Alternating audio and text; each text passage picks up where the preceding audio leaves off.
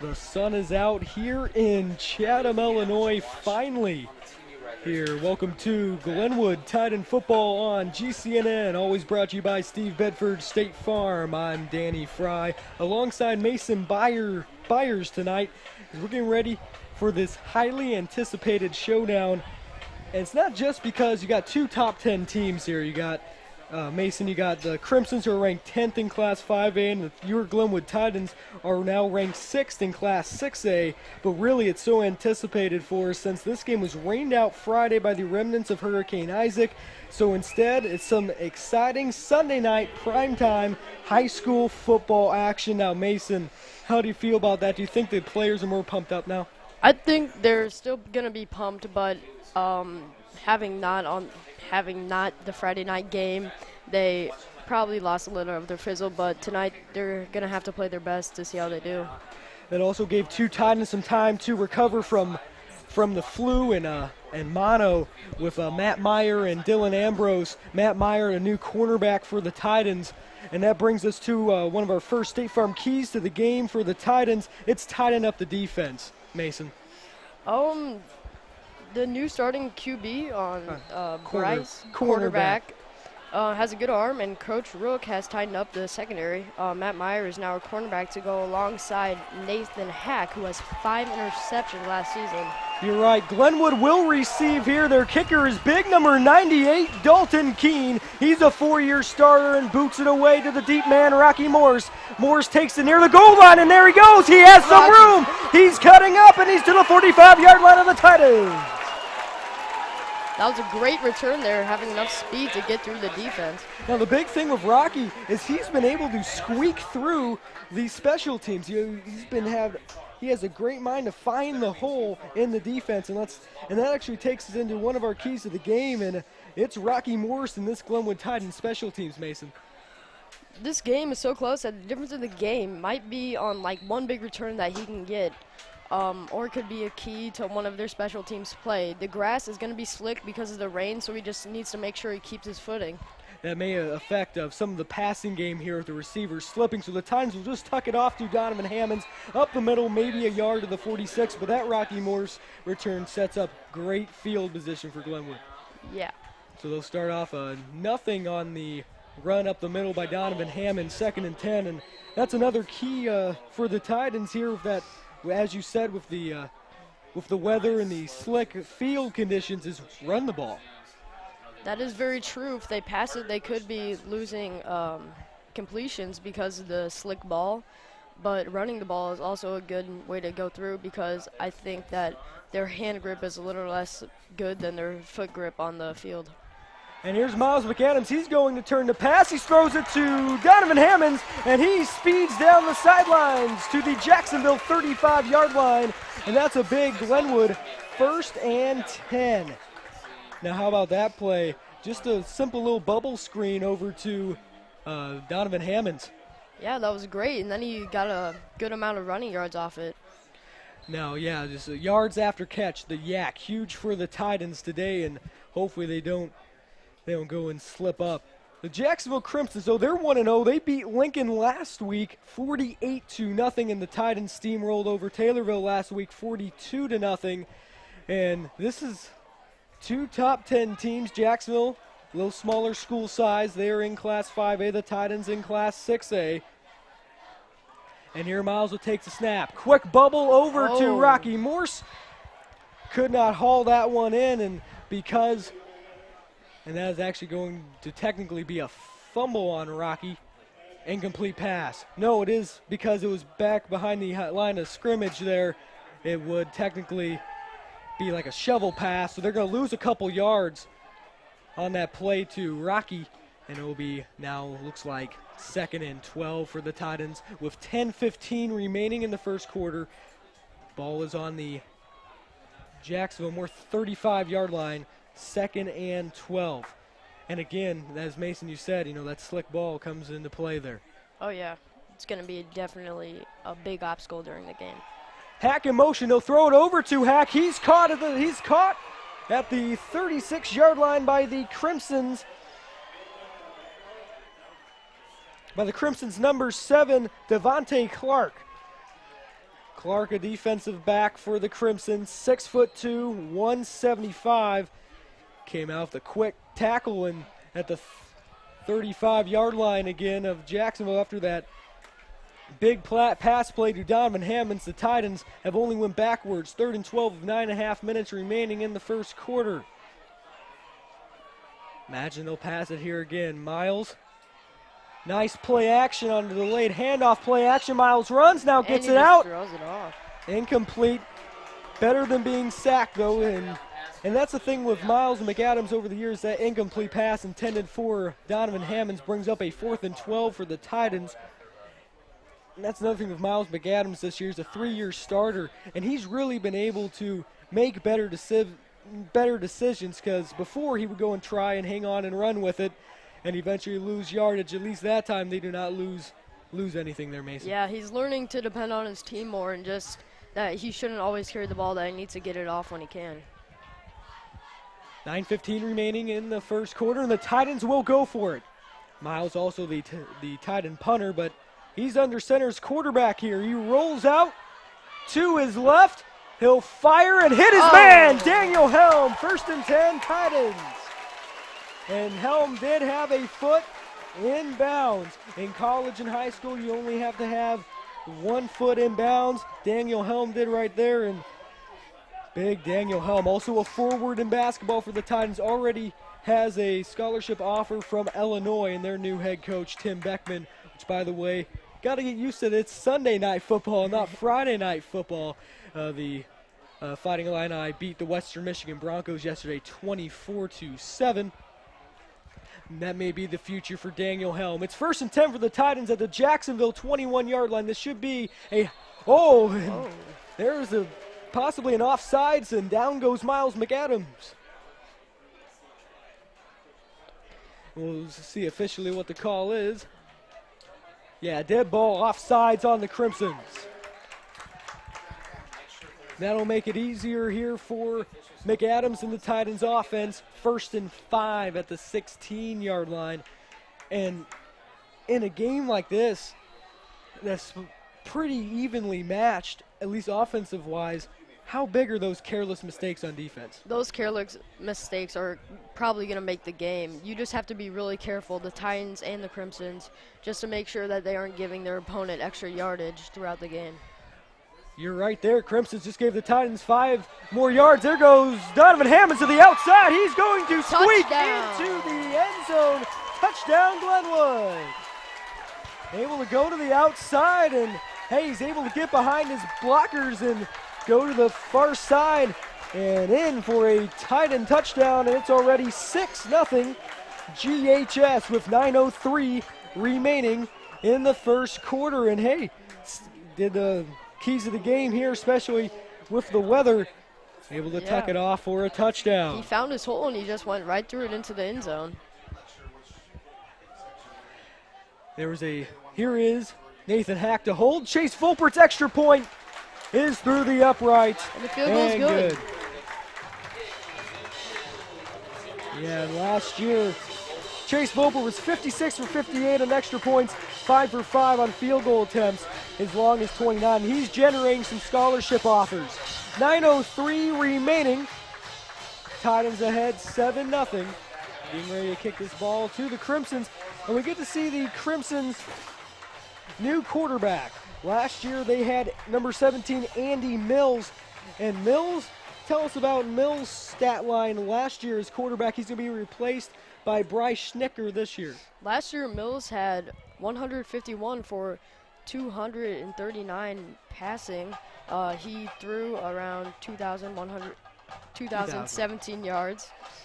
He's being replaced, who is 27 for 41 passing so far and 333 yards, and he's thrown 4 touchdowns and 4 interceptions. That was last year's stats for Bryce Schnicker. And an interesting note for Schnicker, he noted in the Jacksonville Journal-Courier that his Jacksonville Crimson's team, when he was in 7th, 8th, and 9th grade, defeated the Titans.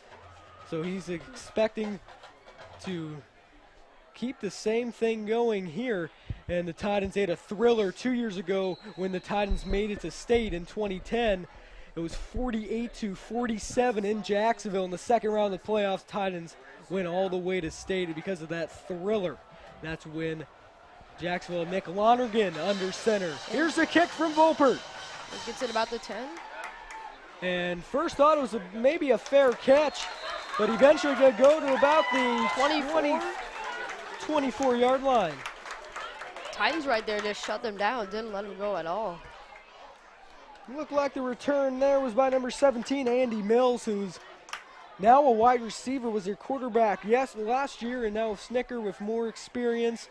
Played the last game last year for the Crimsons.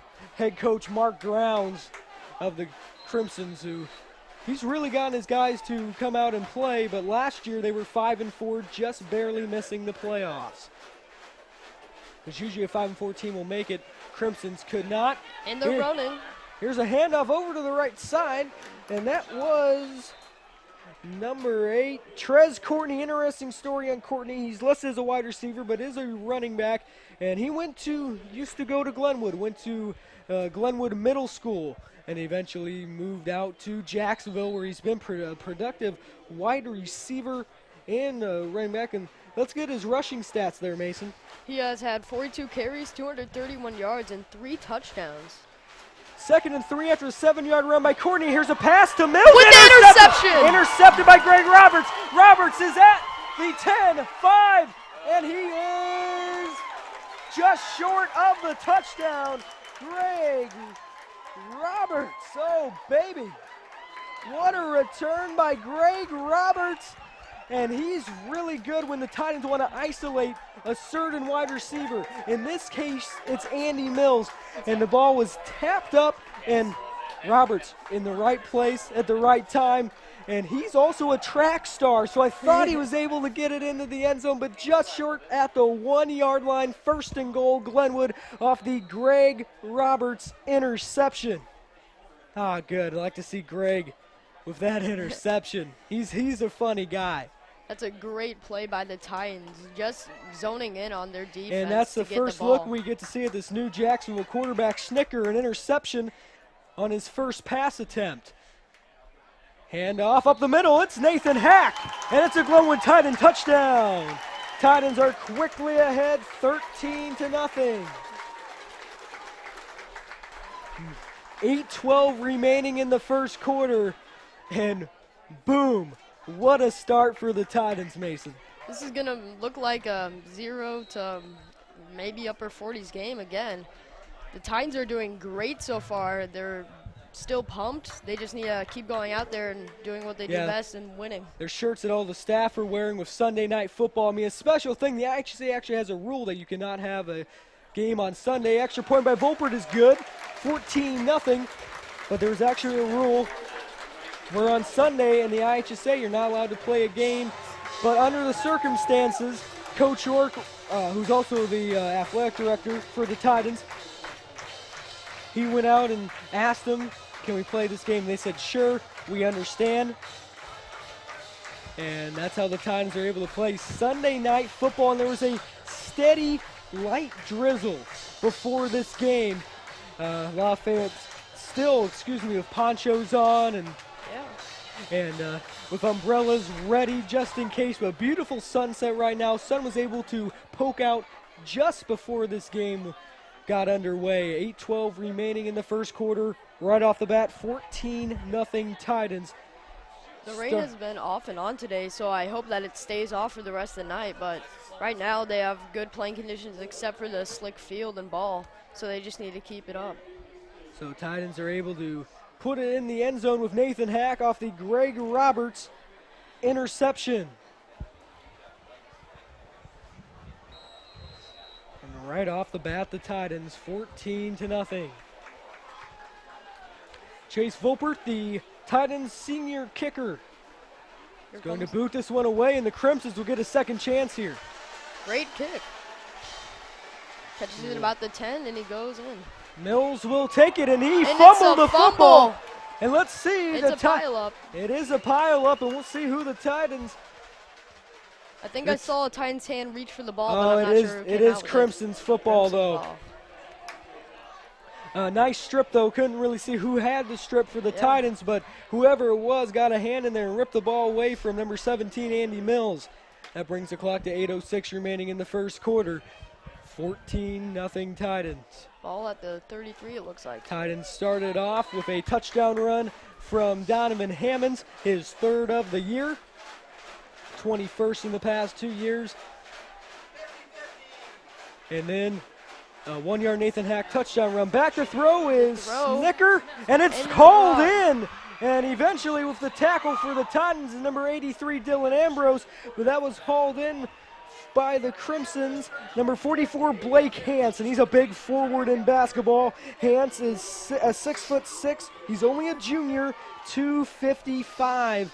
And that pass completed all the way down to the Glenwood 40-yard line. And their defense need to strengthen up here just to prevent in every way the Crimsons getting in the red zone or into the end zone. This is going to be a run and gun offense. High snap, but they hand it off to Courtney, and he's able to speed through the 30-yard line, out of bounds. Looks like roughly the 28-yard line, and that will keep those chains moving. 1st and 10 Jacksonville with the speedy Trez Courtney. And this is going to sound like a weird story, but I remember in the Junior Olympics where you have them in intermediate school, we would have, sprints and like the 150, and Trez would go out there and he wore jeans and he just smoked everybody. That's how fast he was, even in 4th and 5th grade. Wow.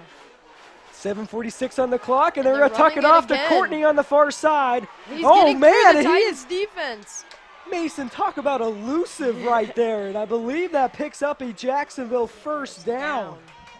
He just got through our defense. Our defense need to stay strong, make sure they're on their A game, and just tackle them when they can. It's tough when you have them pulling all these moves and juking. It's unbelievable, this guy. I'm surprised he only had 200 yards. Well, they had a guy by the name of Chaz Middlebrook last year who was their main running back last year. 7.5 minutes remaining in the first quarter. 14-0 Titans. Again in the shotgun is Snicker. That's mainly where he will be set up. Bryce Snicker, he goes back, still looking, fires. Number 6, incomplete. Incomplete pass. That was Reggie Braden. Braden is a state track star as well for the Crimsons. He's 5'10", 150, a senior. And last year, let's get the stat line on Reggie Braden. Last year, 44 catches, 649 yards, and 7 touchdowns. He was the main target there, and maybe that slippery ball, even though I think should be getting used to playing with the conditions here. 7 minutes remaining. Back goes Snicker. Completes it to Courtney, and he falls. And he slips and falls because of this, still state-of-the-art field here for the Titans, but they don't have turf, which we'll talk about later with the new West Campus Sports Complex at Sacred Heart Griffin. And not as bad as a Soldier Field where it's pretty much a cow pasture, but here he's able and just got his cleat stuck in there, falls down, and works for the Titans. They lose 4 yards. It's 3rd and 14. Now at the Titan 21-yard line. 3 first downs on this drive for the Crimsons. Their second drive. Back goes Snicker to throw, and it's incomplete. Drops it again. The slippery hands, big factor today. That intended for Trez Courtney. And he'll come out. He's pretty much a dual threat, wide receiver and a running back. Clock stops at 6:29 remaining in the first quarter. That incomplete pass brings up a 4th down with the 21-yard line. And in high school football, unless you have a ridiculously good kicker, you do not see them going out to attempt a field goal. So they'll go for it. 4th and 14. Crimson's down 14-0. Runs as he throws. That ball is incomplete. Daniel Helm was able to break it up for the Titans. They'll get better field position there too. Matt Meyer was there as well, number 12. We talked about him moving to the cornerback position. But yeah, Daniel Helm, dual threat there. Oh yeah. Stud tight end, but he'll turn over and he'll play linebacker. And able to break it up there. Couldn't quite haul it in, but that actually gives the Titans better field position. Would have been back around the 15. Now they're at the 21-yard line. The Crimsons, as they get 3 first downs, but cannot convert on a 4th and 14 just outside the red zone. And he hands it off. Hands off to Donovan Hammonds, and he rumbles up the middle, and this is what we're talking about, just to grind it out with Donovan Hammonds. Yeah. And he's able to get it to the 25-yard line. That's a gain of 4, 2nd and 6 coming up for Glenwood. He just needs to keep cranking those yards out, just slowly get Glenwood down the field, sometimes throwing those passes just to mix things up. It'll help to really slow down the clock here, especially when you want to milk the clock when you have a 14-0 lead, just so it makes it harder and harder for Jacksonville to make up that deficit. 2 running backs behind Miles, Hack, and Hammonds, and there's a flag. Dead ball flag.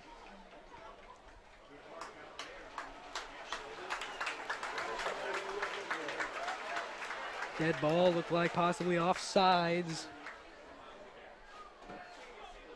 on the, actually probably more than that. Is they're going to move it all? Yeah, it is just simply offsides on the Crimsons. That moves it up to 2nd and 1 for the Titans. We talked about those careless mistakes, and now the Titans are one Donovan Hammonds rumble away from a first down.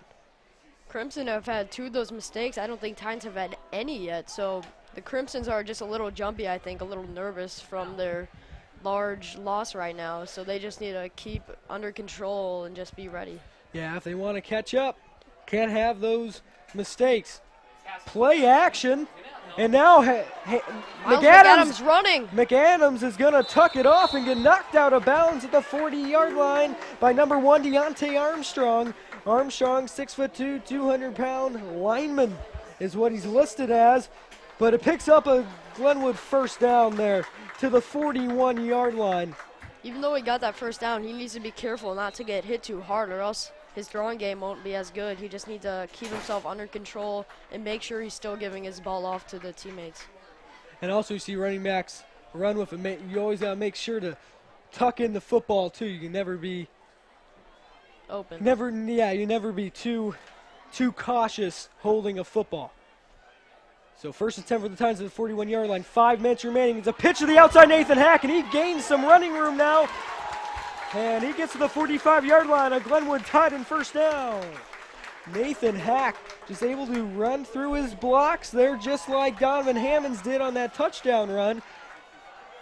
And picks up a Glenwood first down in Jacksonville territory at the 45-yard line. Now Nathan Hack, he didn't have his much, because you had Joey G. Vanelli in the backfield carrying with Hammonds last year. What was the stat line on Hack last year, Mason? Last year he had 29 carries, a total of 215 yards and 2 touchdowns. So very good. Let's see, Miles in the shotgun, and he's ended up tucking it off to Donovan Hammonds, and he sprints down, and there he goes to just outside the 20-yard line, just outside the red zone at the far side of the field.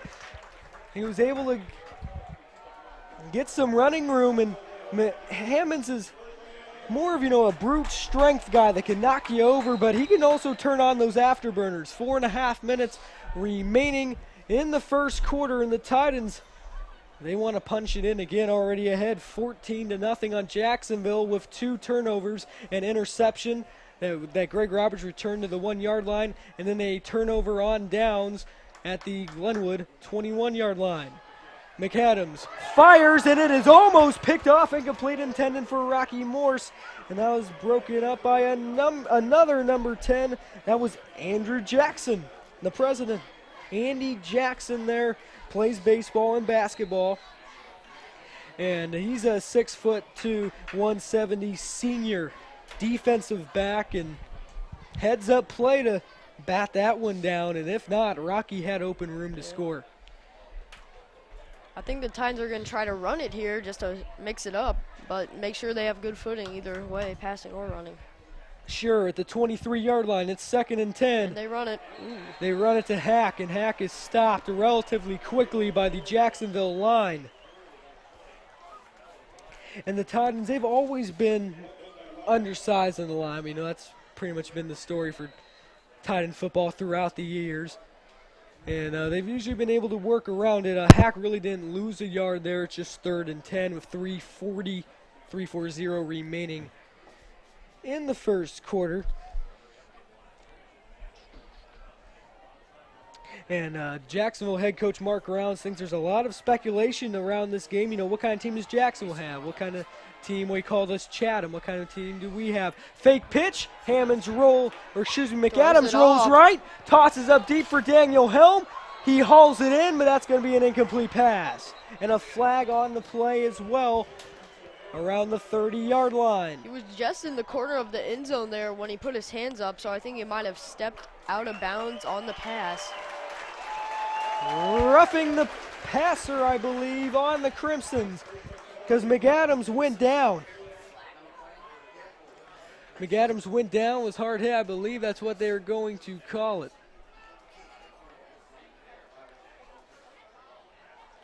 I was too focused on Daniel Helm leaping up for that ball, which he's so athletic. He came down with the football, but did not have a foot in the end zone.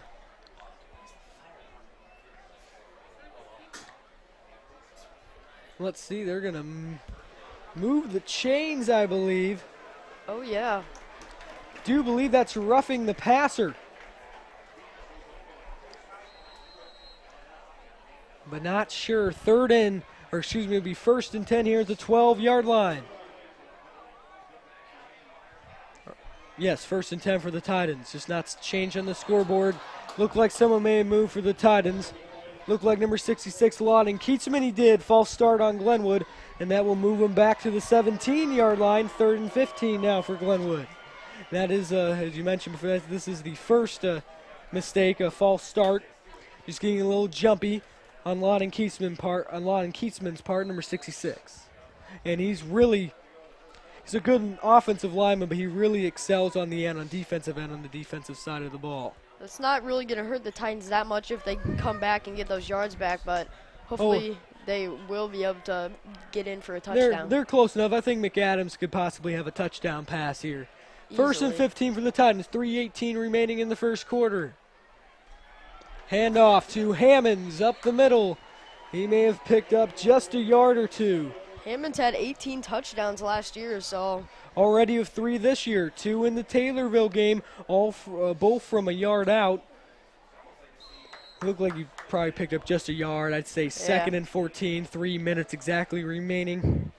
Nothing big. They just need to keep their momentum forward, even offense and defense, and hopefully get the ball in here. I'm waiting for a play action here from McAdams. I'm going to roll out to his right or left here. Morse is down on the left side of the field, but they're going to pitch it to Hammonds. They're going to pitch it to Hammonds, and he gets inside the 10-yard line for the Titans.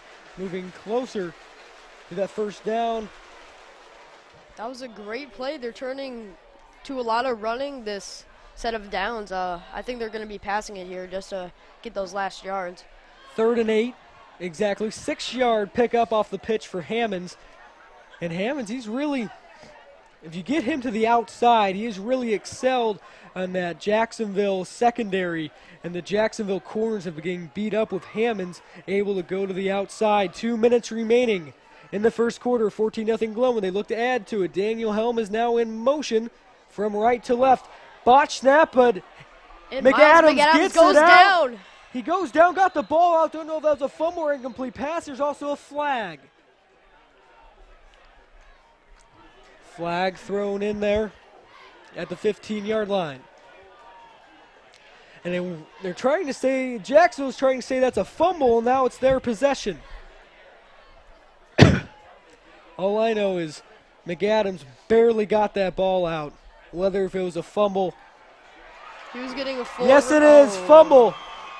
Maybe we can get the Tom Brady tuck rule in here, but I don't think that's going to fly. And it is a turnover.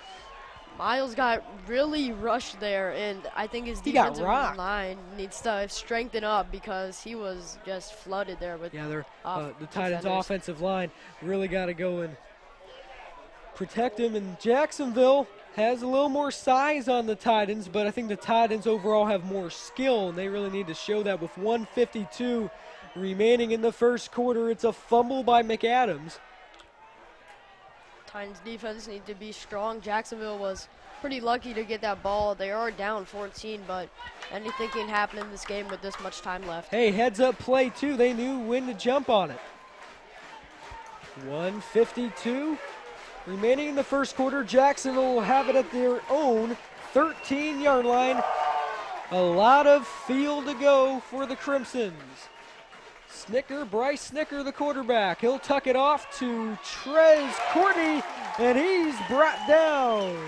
It looks like on the line. Looks like he didn't even make the line of scrimmage there. Possibly a tackle for loss. 1.5 minutes now remaining in the first quarter. 14-0 Titans over Jacksonville. And Courtney couldn't get anything on that run to the outside. 2nd and 10.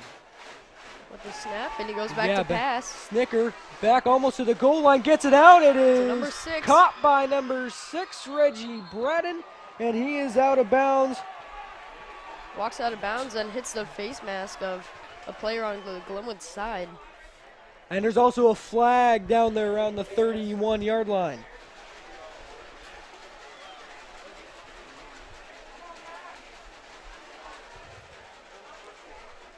We'll go down and see what that flag exactly was. Pass was complete though to Reggie Braden. He was out of bounds around the 30-yard line.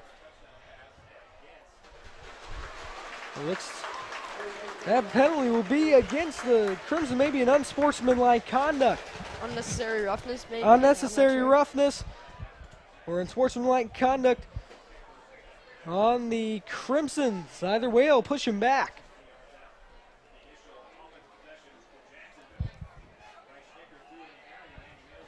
So Snicker was able to go over and hit Braden on the screen, and Braden, the track star, had a lot of room to run.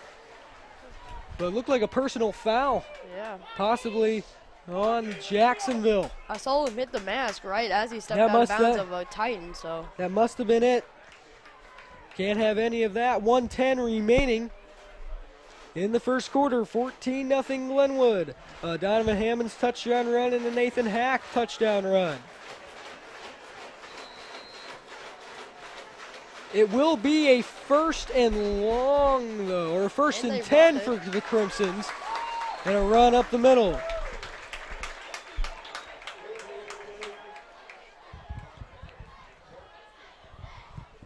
Look like Courtney with the carry again, number 8.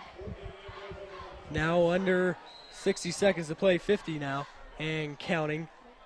Clock is going down. And that penalty pretty much moving back, but it was just first. It was 1st and 10, so now at the 17-yard line after a 4-yard pickup from Courtney, it's 2nd and 6. 35 seconds ticking down on the scoreboard. And he goes to throw. Back goes Snicker, and he may run with it. No, he's going to throw an incomplete pass to Courtney. That one rolls out of bounds. Clock will stop with 26.3 seconds remaining in the first quarter. That brings up a 3rd and 6. And Mason, what do you think the Titans defense has to watch out for here? They need to watch out for, I think they're going to just try to run up the middle to get those last yards, but they do need to look out for those long passes that they're probably going to try to get off. Their defense still needs to stay strong and just be aware of what's going on. Yeah, possibly a play action here from Bryce Snicker. No, he'll go and roll out, throw, and incomplete, intended for big number 98. Big number 98, Dalton Keene, and that was number 2, Greg Roberts, who already has an interception with the big hit on Keene, able to make that an incomplete pass. What a play by Greg Roberts. And he did a great job on Zach Grant of Rochester last year when they were able to isolate him, and he's done a great job on the big, well, it seems like Keene's finally a senior. He's played 4 years, and big senior tight end of Keene, who, like Helm, is also gaining some interest from colleges. But Roberts able to swoop in there and force the incompletion. So 98 Keene is also their punter, and this one almost blocked by Matt Meyer. And on the run, this one will drop, and Rocky will pick it up at the 30-yard line. A nice juke, and there he goes to the far side of the field, out of bounds at the 40. And there's a flag. Late flag on the play. And this game has been full of penalty flags. they really need to tone down because they're just hurting themselves and they're It's helping becoming the a other team. very physical game.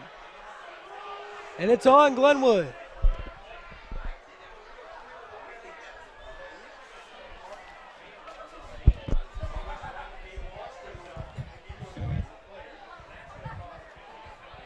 Storm clouds are rolling in, looks from behind us. Flag on the play, and it looks like there are 2 penalties possibly, and they would offset.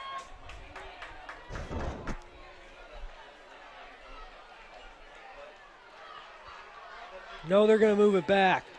I think that's holding on the Titans. And 1st and 10 Titans.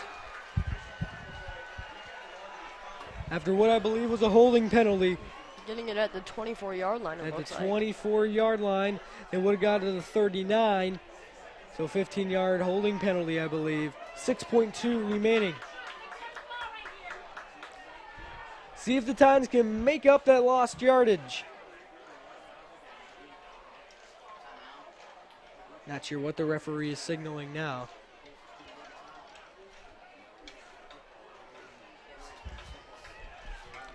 But the Titans are trying to take advantage of their big defensive stand after the fumble. And Jacksonville, I mean, they had a penalty in there as well, but they could not move anywhere deep in Glenwood territory. So now we'll see what the Titans can do. 1st and 10 at the 24-yard line. This might be the last play of the quarter. McAdams rolling out, fires deep, looking for Helm, and he hits his man at the 49-yard line. A great sliding catch by Daniel Helm, and that will take us to the end of the 1st quarter. Not only are they learning to be aware of the environment, right there we used it to slide there just to get to the ball in time. How about that? And we are here at the end of the 1st quarter, Glenwood Titan football.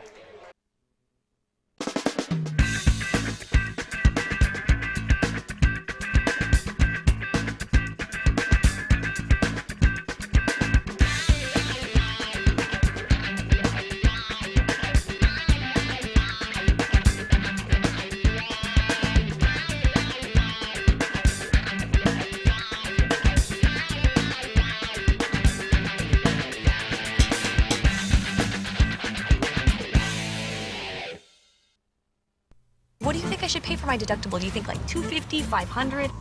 Hi, what do you think? 500, 250? Collision? Comprehensive? I don't even know what it means. Do you even know what that means? Is $1,000 deductible too high? Number 40. You know that place where lots of questions meets nobody seems to know? I'm so there. If you like answers, get advice and savings from a State Farm agent. Call, click, or visit and switch. Like a good neighbor, State Farm is there. Call Steve Bedford in Chatham for personal service and discounts that you deserve.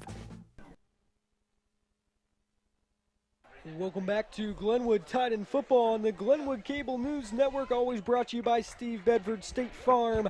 I'm Danny Fry alongside Mason Byers tonight, and the Titans will have it at the Jacksonville 49-yard lines. The team switched sides, and what a catch. Will go back to, had to be cut off, to pay the bills of the commercials. What a great sliding catch by Daniel Helm. This kid is a stud. Yes, he did a very good job. They're learning to use the environment just to get that slide in, probably save him from falling out of bounds. Also a nice lead pass from Miles McAdams, leading him towards the sideline where Helm was able to show his athleticism. 1st and 10 at the 49-yard line. Here to start the 2nd quarter, it's a run by Donovan Hammonds right up the middle for a Glenwood 1st down. Found the hole there and just drove through. And that's the thing. I'm glad you used the verb drove there, because that's all he does is just drive through the middle, and everyone just get out of your way, because here comes Donovan Hammonds. Starting the 2nd quarter here, Titans, they got off to a fast start, 14-0, because right after they scored on their opening drive of a Donovan Hammonds touchdown run, there was a batted up interception by Greg Roberts off of a Bryce Snicker pass. And here's Donovan Hammonds. He breaks a few tackles and is able to pick up another Glenwood Titan 1st down, barreling up the middle. With some extra yards there, a good amount. Yeah, and I mean, the Jacksonville tackles are all just bouncing off of him as he turned his shoulders. 11.5 minutes remaining in the 1st half. Times they were driving before, though, when Miles McAdams was hit hard and looked like he possibly could have got the ball out in a throwing motion, but they called it a fumble. The Titans' first and only turnover in this ball game. Here's a handoff to Hammonds. Hammonds, he keeps pushing up the middle and picks up another nice gain for Glenwood. Not quite a first down, but now keep chipping away at the Jacksonville defensive line. 11 minutes remaining. Like one of the main points, they're letting Hammonds just drive the ball with his amazing running game. And it seems like it's amazing because he's able to push up right through the middle, but then he's also to go to the outside too and accelerate on the outside as well. He's very good at finding holes and just going to the place where he has the ability to gain the most yards. He still has not made up his mind if he's going to play college ball or not, but definitely a possibility for for Donovan Hammonds. McAdams pitches it to Hammonds, and he goes to the outside to around the 17-16 yard line. 17-yard line, now set up. 10 minutes, 28 seconds left in the quarter, so they have plenty of time. Yeah, right around the 18-yard line. Third down now for Glenwood. And yeah, plenty of time. Hopefully they can score here in a hurry. Maybe get 2 touchdowns in. You never know. You never know here. It maybe get 14 in one quarter, 14 in another. Like the Titans had 21 points in the first quarter, 21 points in the second quarter against the Taylorville Tornadoes. And here's a timeout for Miles McAdams. We'll take one too. We'll be right back to Titan football on GCNN. I'm there. When life changes, State Farm is there to help you plan ahead and protect what matters most. Talk to an agent today. Like a good neighbor, State Farm is there. Call Steve Bedford in Chatham for personal service and discounts that you deserve.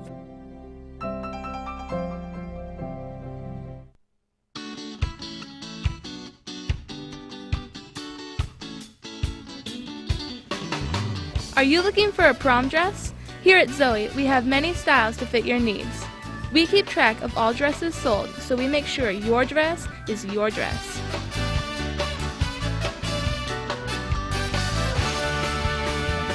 Find your new dress at Zoe Boutique, located in the Piper Glen Plaza, right across from Mario's.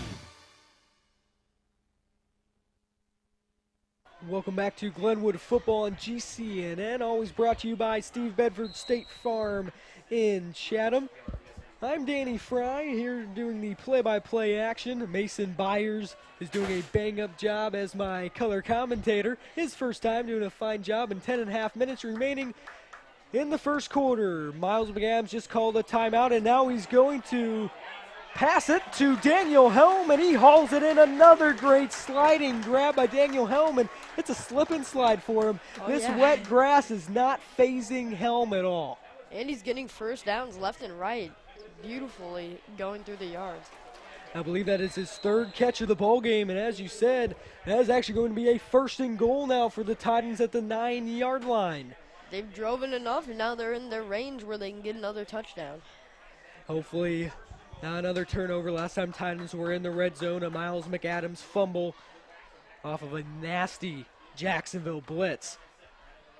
See, they try that again. Handoff, Nathan Hack goes right behind his blockers and goes to around the 5-yard line. Nice carry by Hack. Donovan Hammond's backup, and isn't it a huge deal to have two great running backs, and Donovan Hammonds and then Nathan Hack. You hand it off, you can just alternate it. With 2 good running backs, you have so much more openings that you can open up because both of them have different skill levels, and you could utilize both of them just to the best of their abilities. They both were fast, but Hack seems to be more of a speed guy. He's that guy. He's their cornerback, had 5 interceptions last year. Mentioned that a little earlier on in the broadcast. 9:15 now remaining in the first quarter. And McAdams barking orders. He's going to pitch it to Hammonds. And there's a flag on the play as Hammonds got to around the 3-yard line. You're right. Both referees seeing something on that play. The Crimsons were ready for a blitz there because they knew a run was coming. So I think the Titans need to get a pass out there maybe just to get into the end zone. Holding on the Titans. holding on the Titans, and it sets up. It's 9:07, remaining 2nd and 5. Or actually, that's what it was before the Hammonds run, and now they'll push him back. Looks like they're going to push him back to around the 16, 17 yard line. They're behind where they started now. And because it was second and goal, it's again going to be 2nd and goal. It's just now at the 17-yard line, and the Titans will now have to put it in from 17 yards out. McAdams under center. 3 receivers Hammonds. out. Yes, Hammonds is the lone running back, and a fake pitch to him. Miles will now hold on to it and get to where the line of scrimmage was originally. He had a really hard hit there going out, and I saw his body just fly up a little bit. Everyone was covered, though, for the Titans, so a great job to spin around out of danger. And, yes, he did take a lick there, but he's able to pick up some positive yards for the Titans and hold on to that football. 3rd down now for Glenwood. So that seemed like it was a lot more than 3 yards, but he only got to the 14-yard line.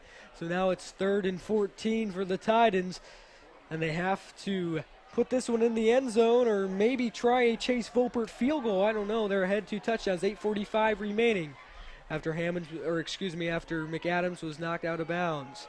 On the run, this time he'll throw it through the hands of Rocky Morse, incomplete. 8:40 remaining in the first quarter, and it brings up 4th and 14. Looks like they're going for the field goal. This is exciting. I've wanted to see most of Volpert's longer field goals have been on the road, and I've really wanted to see a Chase Volpert field goal. Now, don't kick it a lot, and I'm wondering if it's the same deal, if it is usually in the NFL and in college, it's plus 17 yards to where it is. Here's the field goal by Volpert, worth 3 points. Yes, sir. It's through the middle of the upright. No good. No good. I'm seeing a no good from the Yeah, ref. no good. I thought for sure that one fluttered in. My bad. Thanks, Mason, for backing me. I thought that one fluttered through the uprights. It's to the side of the right post, so you're right. That was a little bit hard to see from our angle. Wide right. It had me fooled. You know, I've been so used to Volpert being spot on. I mean, he's been automatic, and tough field goal there, though, as they had that at the 20-yard line. So roughly, I mean, I think that's anywhere between a 35 and 37-yard field goal there. It looked like the wind was actually blowing in the direction, so he might have overcompensated. You're right. His long is 29, so no good. Field goal by Chase Volpert, my bad, and they'll tuck it off to Trez Courtney and get a few yards up the middle, 2nd and 6 at the 24-yard line. So the Titans could not cash in, and hopefully this won't come back to haunt them. That's something we definitely need to know when they were in the red zone and could not put any points up on the board with a high-powered offense like Jacksonville. It's really going to hurt. Back goes Snicker to pass. He fires over the middle, and it's to Blake Hance. And it's complete to Blake Hance. And that will pick up a Jacksonville 1st down. Nice pass up the middle by Snicker. And it seems like it's more of a 7-step drop for Snicker. He seems to go way back and then launch it. That pass to Hance complete to the 38-yard line, 1st and 10.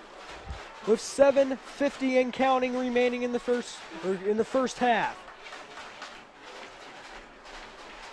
Still 14-0 Glenwood. Man in motion, Reggie Braden. And they'll tuck it off to him on the reverse.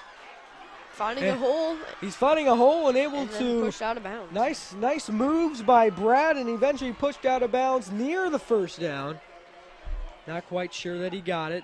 Clock stopped at 7:34. And it is going to be 2nd down and short, 2nd down and a yard for the Crimsons. So ball to the 47-yard line. No. Like Glenwood in short yard situations, they can just hand it off to to Donovan Hammonds. I mean, he's their short guy. He's their short yards guy. Jackson really doesn't have that. They'll try it with Courtney, and he's going to be wrapped up. Behind the line. Behind the line by number 55, Nick Courtney. Courtney, a 5'11", 190 defensive lineman. He's ferocious coming off the end. He's one of the defensive ends along with Lon Keatsman. And Courtney, he usually was, they've been figuring out Trez Courtney going to the outside. He hasn't been as elusive lately. 3rd and 1 after the nice stop by Nick Courtney. Gonna throw it off. Throw is incomplete. That intended for the Crimsons, number 33, Floyd Lamalino. I love that name, Floyd Lamalino. And I believe we do have a stat line on Floyd last year. He had 38 carries, 188 yards, and 1 touchdown. And I guess he can kind of be their fullback, the big stout guy to hand it off to. Incomplete pass brings up a 4th and 1 with under 7 minutes remaining in the first half. Tucked off the middle, up the middle to Floyd Lamalino, and he picks up the first down. A 4th down conversion, I do believe, yes. Chain gang gets going. And he's right at the middle of the field to the 50-yard line. 1st and 10 Crimsons off the Floyd Lamalino, 4th down conversion up the middle. Lamalino, 5'8", 190 junior, also is a catcher on the Jacksonville baseball team. Hands it off to Trez Courtney, and he's stopped short. Not even getting past the line of Again, scrimmage. Nick Courtney. Trez and Nick Courtney. Titans defense is kicking it up here, just stopping the Crimsons. Second and see, I know Nick and Trez did used to know each other, so they probably know some of each other's tendencies. 2nd and 10, 6:15 remaining in the second quarter. We're almost halfway through the second quarter. Nobody scored here in the second quarter. Jacksonville trying to change that. 2nd and 10, ball right at midfield. Back goes Snicker. And he's going to try and run with it, but he backs up so much he's going to lose a good 3 or 4 yards. Got a little scared there and didn't throw it off, so he just walked out of bounds, just losing yards for his team, hurting his own team. They're pushing him out of bounds. Number 90, Aaron Williams, again, along with Courtney, has been all over it. The ball placed at the the Crimson 46-yard line. 3rd and 14 now with under 6 minutes to play. Long 3rd down conversion here for Jacksonville. Pass complete, far side. And they pick up a few there on the bubble screen. I don't know if this is hurting them, but I've noticed that the Crimsons are having really high snaps at the quarterback's eye level, so I don't know if that's having him lose control on the ball. Sure, well, not just that, but I mean, it takes off some reaction time time that you could get the ball out when you're trying to handle the snap. And if there's more pressure, like in that situation where he had to run out of bounds, good note. Their pass was complete to Trez Courtney. Courtney picks up 7 yards to the Glenwood 48. And once again, Jackson will go for it on 4th down. They are 1 for 2 on 4th down conversions so far tonight. Back goes Snicker. Snicker fires over the middle, and it is complete. 1st and 10, Jacksonville. Complete to number 44, Blake Hansen. We keep hearing that name. He's the tight end opposite big number 98, Dalton Keene. That pass, and a beautiful pass there for Bryce Snicker. And Snicker was quoted earlier in the week in saying, all I have to do is get the ball into my playmaker's hands. I don't really have to do anything spectacular. And that's all he's been doing pretty much, except for that batted up interception by Roberts. Hand off to Courtney. And eventually tackled by the Titans. Number 9, Austin Coslow. And Coslow's just a 6'3", 184. He's just a sophomore. 2nd and 4 to the 24-yard line off the Crimson's second 4th down conversion off the pass of Blake Hansen to the 36-yard run by Trez Courtney. 2nd and 4 at the 24. Courtney to Snicker's left. Passes to Courtney. Oh, and it's incomplete. And finishing hit there by number 83, Dylan Ambrose. And forgot to mention the Titans are without number 52, Ryan Elshoff, because of mono, and a lot of people thought that would be the same for Matt Meyer and Dylan Ambrose. They were not at school Tuesday, but they start going later on in the week, and they are both cleared to play. And they have both been coming up with big hits like that.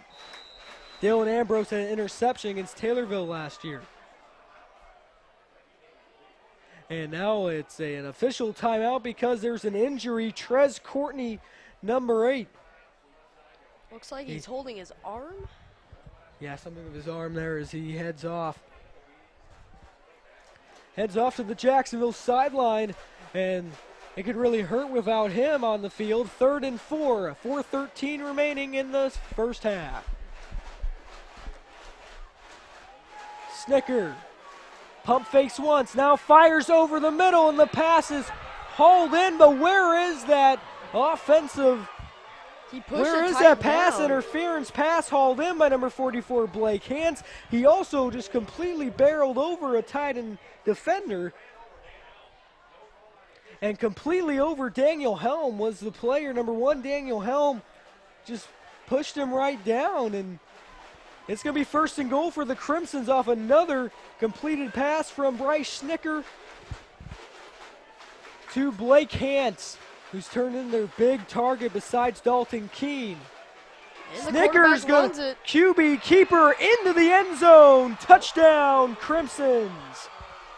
Crimsons are on the scoreboard. 14-6 with exactly 4 minutes to play in the first half. Off a controversial,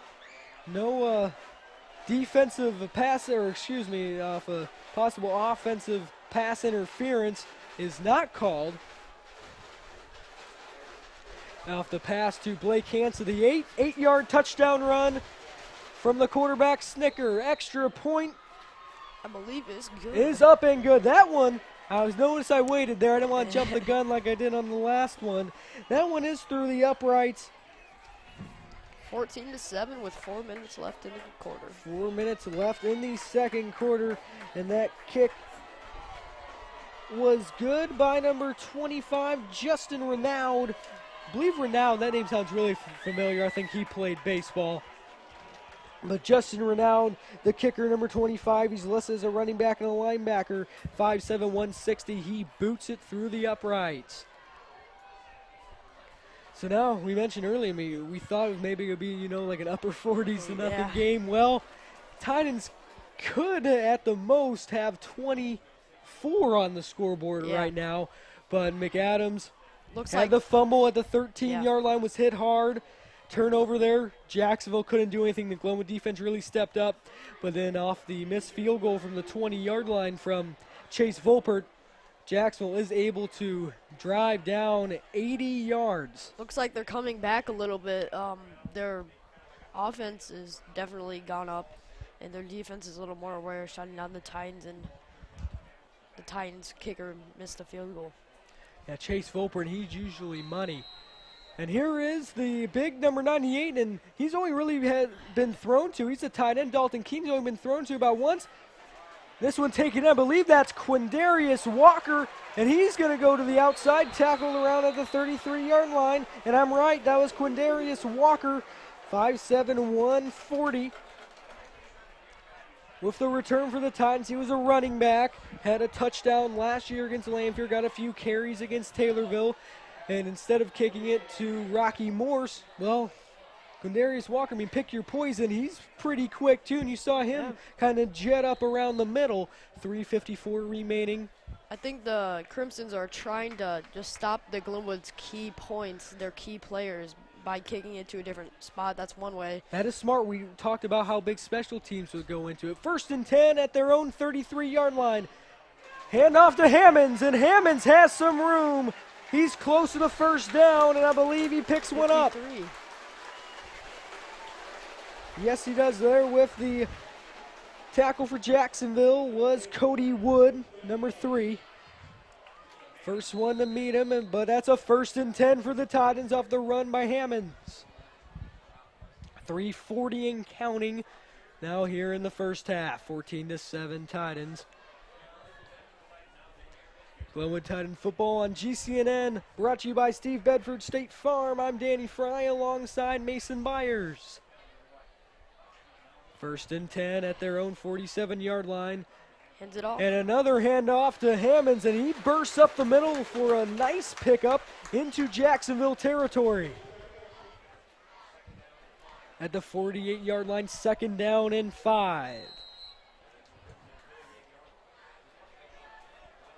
And Mark Grounds, head coach of the Crimsons, really has his hands full with Donovan Hammonds.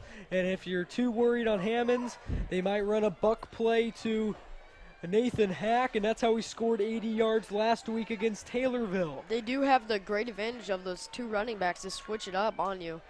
Which one do they go to here? Hey, it's Nathan Hack. He's able to break some tackles and get past the 40 to the 36-yard line. Another Glenwood Titan 1st and 10. Right there, as I was saying, they switched it up. The Crimsons were very confused by that, it looked like, because he got some major yards there.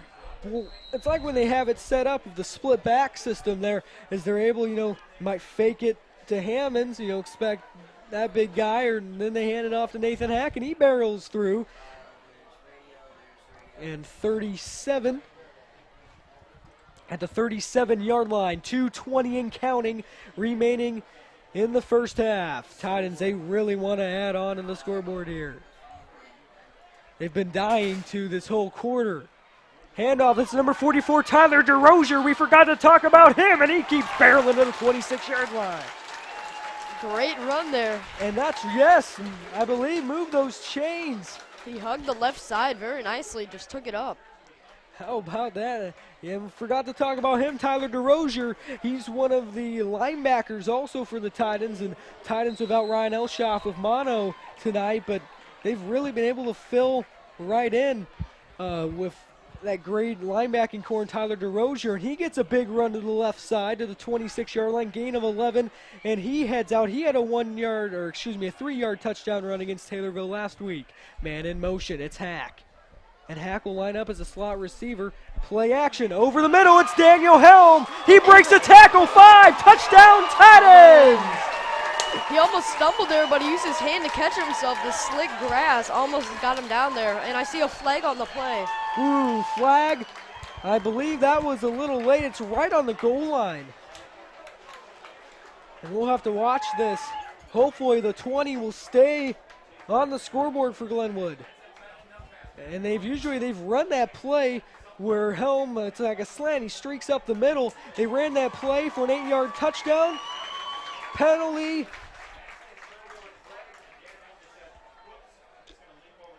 The refs are discussing. The refs are discussing With about number 17, it looks like. 1:32 remaining in the first half, by the way. And well, maybe like an unsportsmanlike or something that would push them back on the extra point. As long as the score stays up, I really don't care. Just the Titans, they really need that score. They really need that cushion here. Right now it's 20-7. Now that the Jacksonville offense is clicking on 80-yard drives. Looks like there's a foul pointed at the Titans there. Okay, that's right. They'll push it back. He's going to set up the tee here at the 10-yard line. And this usually Volper can handle. Let's see if Snap is good. Hold is good. This kick is good. All right. Had to watch there. I'm trained right now.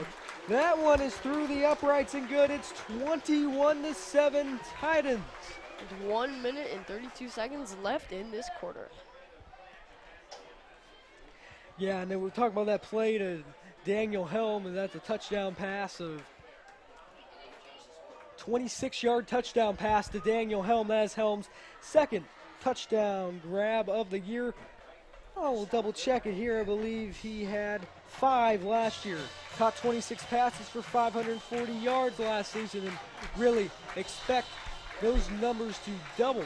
He did a great job there. He caught himself. He almost stumbled there, but he was able to recover easily, letting the Titans have another And touchdown, even He's with the done flag. he's done a great job in these conditions. He's made a couple great sliding grabs, and how about that with the stiff arm, able to push off yeah. the Jacksonville potential tackler. And he was able to go 10-5, touchdown Titans. 1:32 remaining in the first half. The Titans have scored on a touchdown run from Donovan Hammonds, a 1-yard touchdown run by Nathan Hack off a Greg Roberts interception that was batted up. Snickers, that's really his only mistake for the Jacksonville QB. And then the Titans, they come right back and they respond to Jacksonville's 80-yard drive that resulted in an 8-yard touchdown run by Bryce Snicker with a 26-yard touchdown pass from Miles McAdams to Daniel Helm. Here comes the kick. You're ready to kick this one away to the Crimsons, which they'll only have a minute and a half, a little over a minute and a half, to try and make this one a one-possession game heading into the half. With the boot. Oh, and it looked like he Onside. slipped, or was it an onside?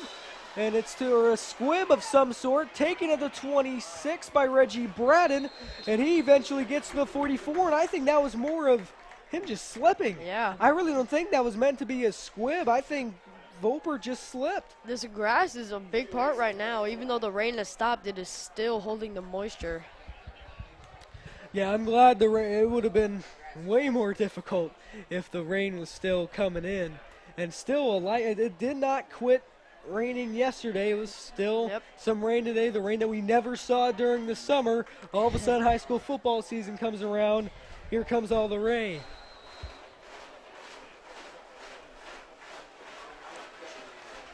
Fake to Lomolino. Snicker in trouble. Rolls out, and there's a flag.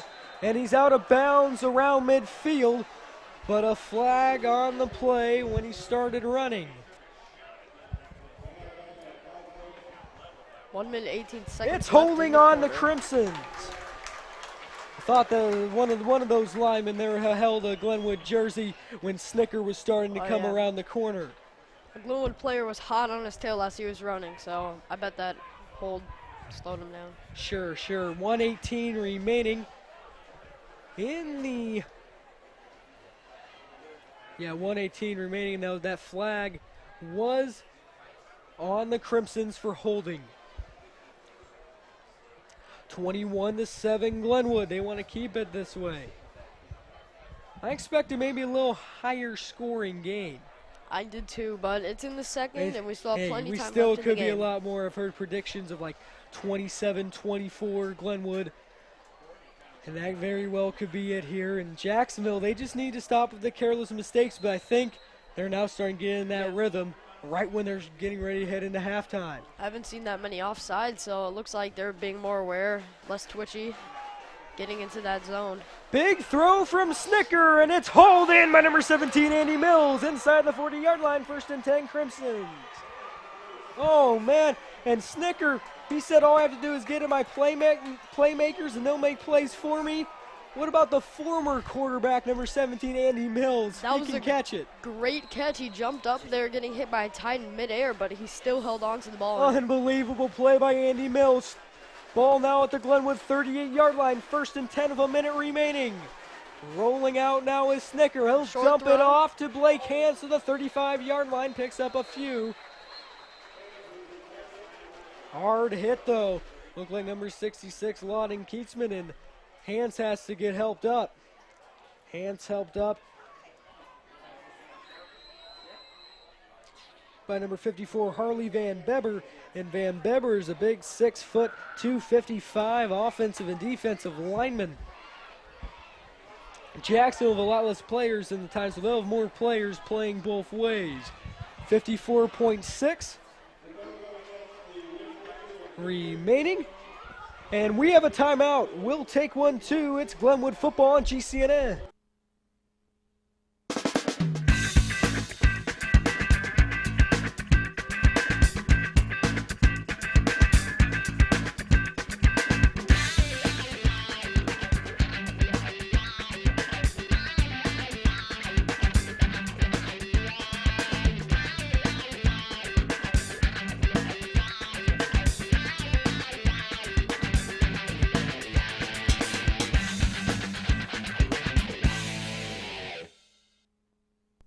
What do you think I should pay for my deductible? Do you think like $250, $500?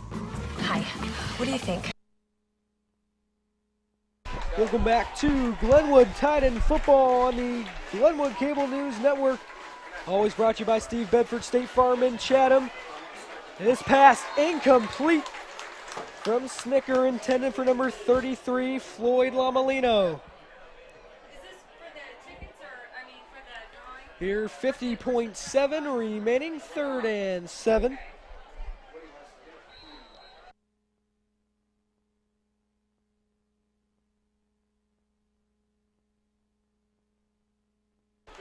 All right, sorry about that. 50.7. It's 3rd and 7 now for Jacksonville. Pass completed to Reggie Brett, and there goes a track star. Pushed out of bounds around the 15-yard line by number 22, Connor Fiash. In a few jukes and a spin there, just using his athletic ability to get through the Titan defenders. Both Braden and Trez Courtney have done a great job of eluding potential Titan tacklers. 44 seconds now remaining.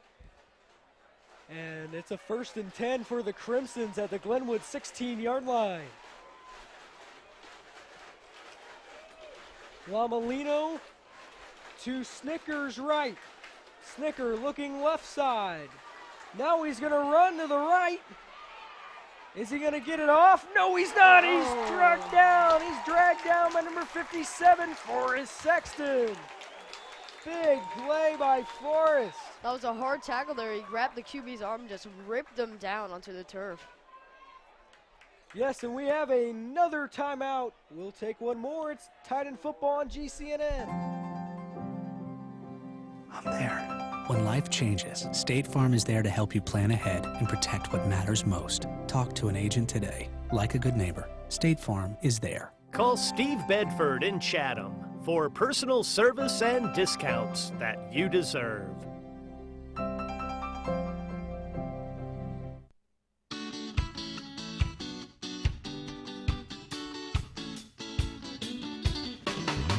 Are you looking for a prom dress? Here at Zoe, we have many styles to fit your needs. We keep track of all dresses sold, so we make sure your dress is your dress.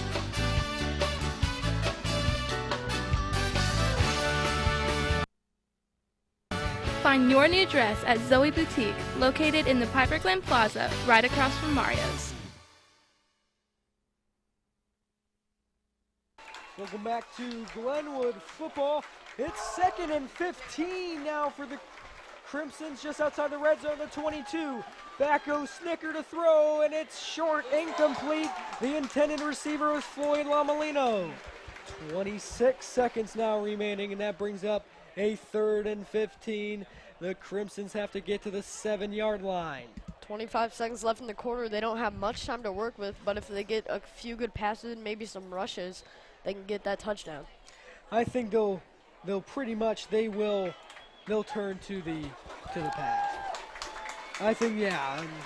3rd and 15. It's long enough. I don't think they'll risk a run to the outside. They're going with the pass.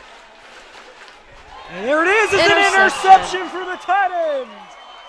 There we go to the 40-yard line. That ball was picked off by Matt Meyer. The receiver wasn't looking back at the QB, but the Titans defender was. He just easily got that ball. How about that, number 12, Matt Meyer? We talked about him in the pregame where the defense had to tighten up. He's normally a linebacker. Coach York recently moved him to corner. And there he is, a step up with the interception. He takes it to the 38-yard line. And that's where the Titans will probably just take a knee on it with 18.8 seconds remaining in the first half, ahead 2 touchdowns. That was huge because Jacksonville was driving. That penalty was 3rd and 15, and they're forced to heave it up. And causes an interception, a rush throw. Miles, he's going to throw it, rolling out, and he's able to break away from tacklers, and now he has some room to run. He's to the 40. He keeps going to inside the 30-yard line. We need a timeout. There it is, 4.4 seconds remaining. What a run. There's a timeout. Titans driving. We'll take one too.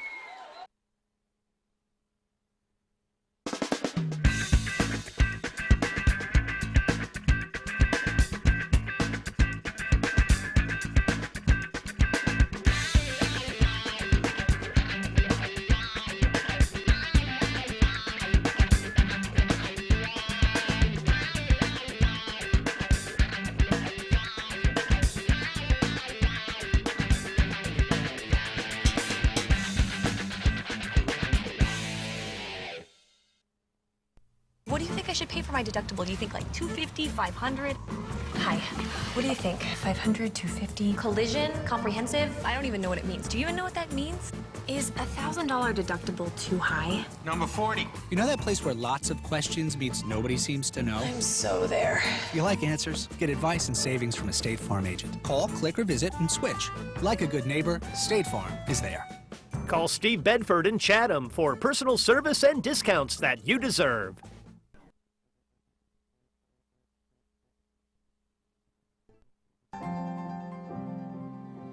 I'm there. When life changes, State Farm is there to help you plan ahead and protect what matters most. Talk to an agent today. Like a good neighbor, State Farm is there. Call Steve Bedford in Chatham for personal service and discounts that you deserve.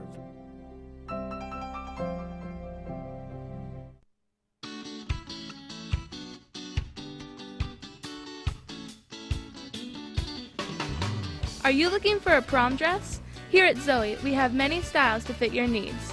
We keep track of all dresses sold, so we make sure your dress is your dress.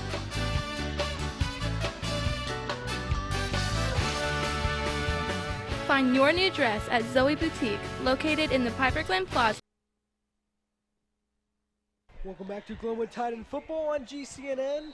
Brought to you by Steve Bedford State Farm in Chatham. I'm Danny Fry here, handling the play-by-play duties. Mason Byers is the color commentator tonight. And Mason, what so far were you taking away from the first half? I've taken away that the environment, just the wet grass, is a big thing in this game. There have been a lot of slips, a lot of falls, but they're adjusting, and that Jacksonville's defense has stepped up even more and more through the game. Here we go. Here's the Titans' last play. McAdams almost tripped up, and now he's brought down to the ground by number 1, Deontay Armstrong, and that will take us into half. The score, the Titans 21 and the Crimson 7. Mason and I will be back for the second half. You're watching Titan football on the Glenwood Cable News Network.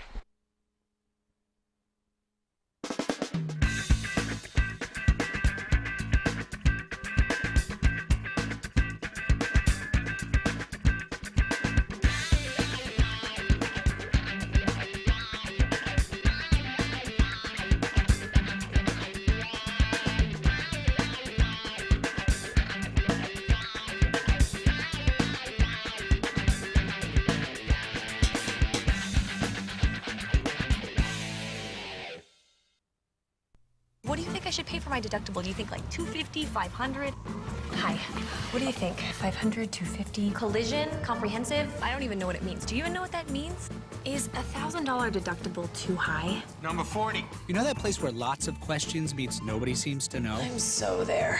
You like answers? Get advice and savings from a State Farm agent. Call, click, or visit and switch. Like a good neighbor, State Farm is there. Call Steve Bedford in Chatham for personal service and discounts that you deserve.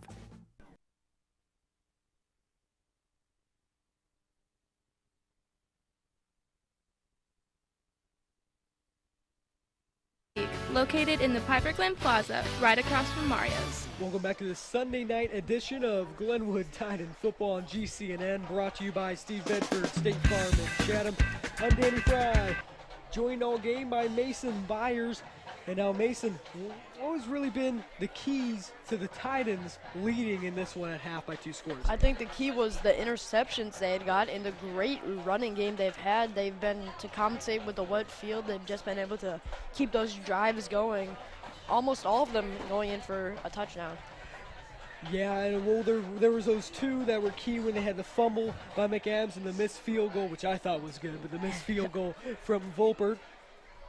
But other than that, they've been very efficient running the ball up the middle or the outside with Donovan Hammonds, as we have 30 seconds till the second half is going to begin. Special Sunday Night Football edition, a week before actual NFL Sunday Night Football on GCNN. Because you had the Hurricane Isaac, the remnants of Hurricane Isaac. Most other area games they were able to fit in, and it looked like there was a tight 2-hour window that the Titans could have gotten in, but they decided they did not want to go and pick up and postpone anything and pick it back up like Athens and Auburn. It was 42-14 at halftime, yet they would have to go back and finish it the next day. Titans are ready to kick this one away. 12 minutes set to play in the third quarter. As Mason mentioned, 2 big interceptions for the Titans. One by Matt Meyer and one by Greg Roberts. This one booted into the back of the end zone. Nice kick off the leg of Chase Volpert. That'll set up a touchback, 1st and 10 at the 20-yard line of Jacksonville. Very powerful kick there. He didn't slip like a kick ago, I think. Yeah, a kick ago he did. He slipped and looked like it was an intentional squib, but I believe he just slipped. That's what's going to happen in these field conditions. In the inaugural football game over at West Campus Sports Complex, we have to talk about it. In Springfield, Sacred Heart Griffin, they were able to nip Rochester in Leonard Bowl 3. Coach Derek Leonard of Rochester, Coach Ken Leonard of SHG, earns his 301st win with a 29-26 seesaw battle win. And it sounded like an absolute spectacular game, With the new rush, scoreboard. Taken down by the Titans just behind the line of scrimmage A there. slew of Titans there. Austin Coslow, Greg Roberts in there. And Coslow, he's just a sophomore. He's a bright spot for Titan football.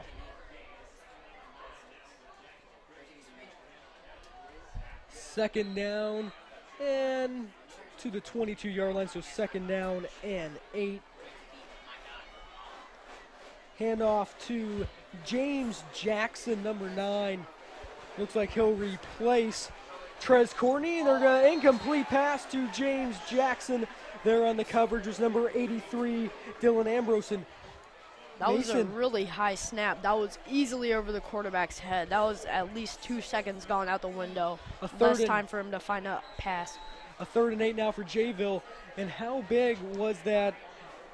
And how big is the injury of Trez Courtney to this Jacksonville offense? I think it's definitely hurting them a lot. They're just losing places that they can go to, and they're losing strong players.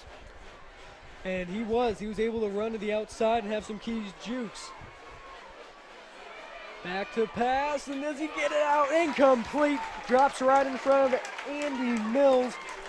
And nice pressure on Bryce Schnicker for the Titans. It'll bring up 4th and 8. They're only able to move 2 yards. And Rocky Morse, who had a punt return against Taylorville and promised he was going to have a punt return the day before that game against Taylorville. And then C.J. Carmi and I asked him after the game, do you think you can do one next week? He said, yeah, I got you guys. So we'll watch for Rocky Morse here. And we saw number 98, Dalton Keene, their big tight end and punter for the Crimsons. They don't even kick it near him. Let's see what they do here. They are going, let's see, it's going to die off and, yes, go out of bounds.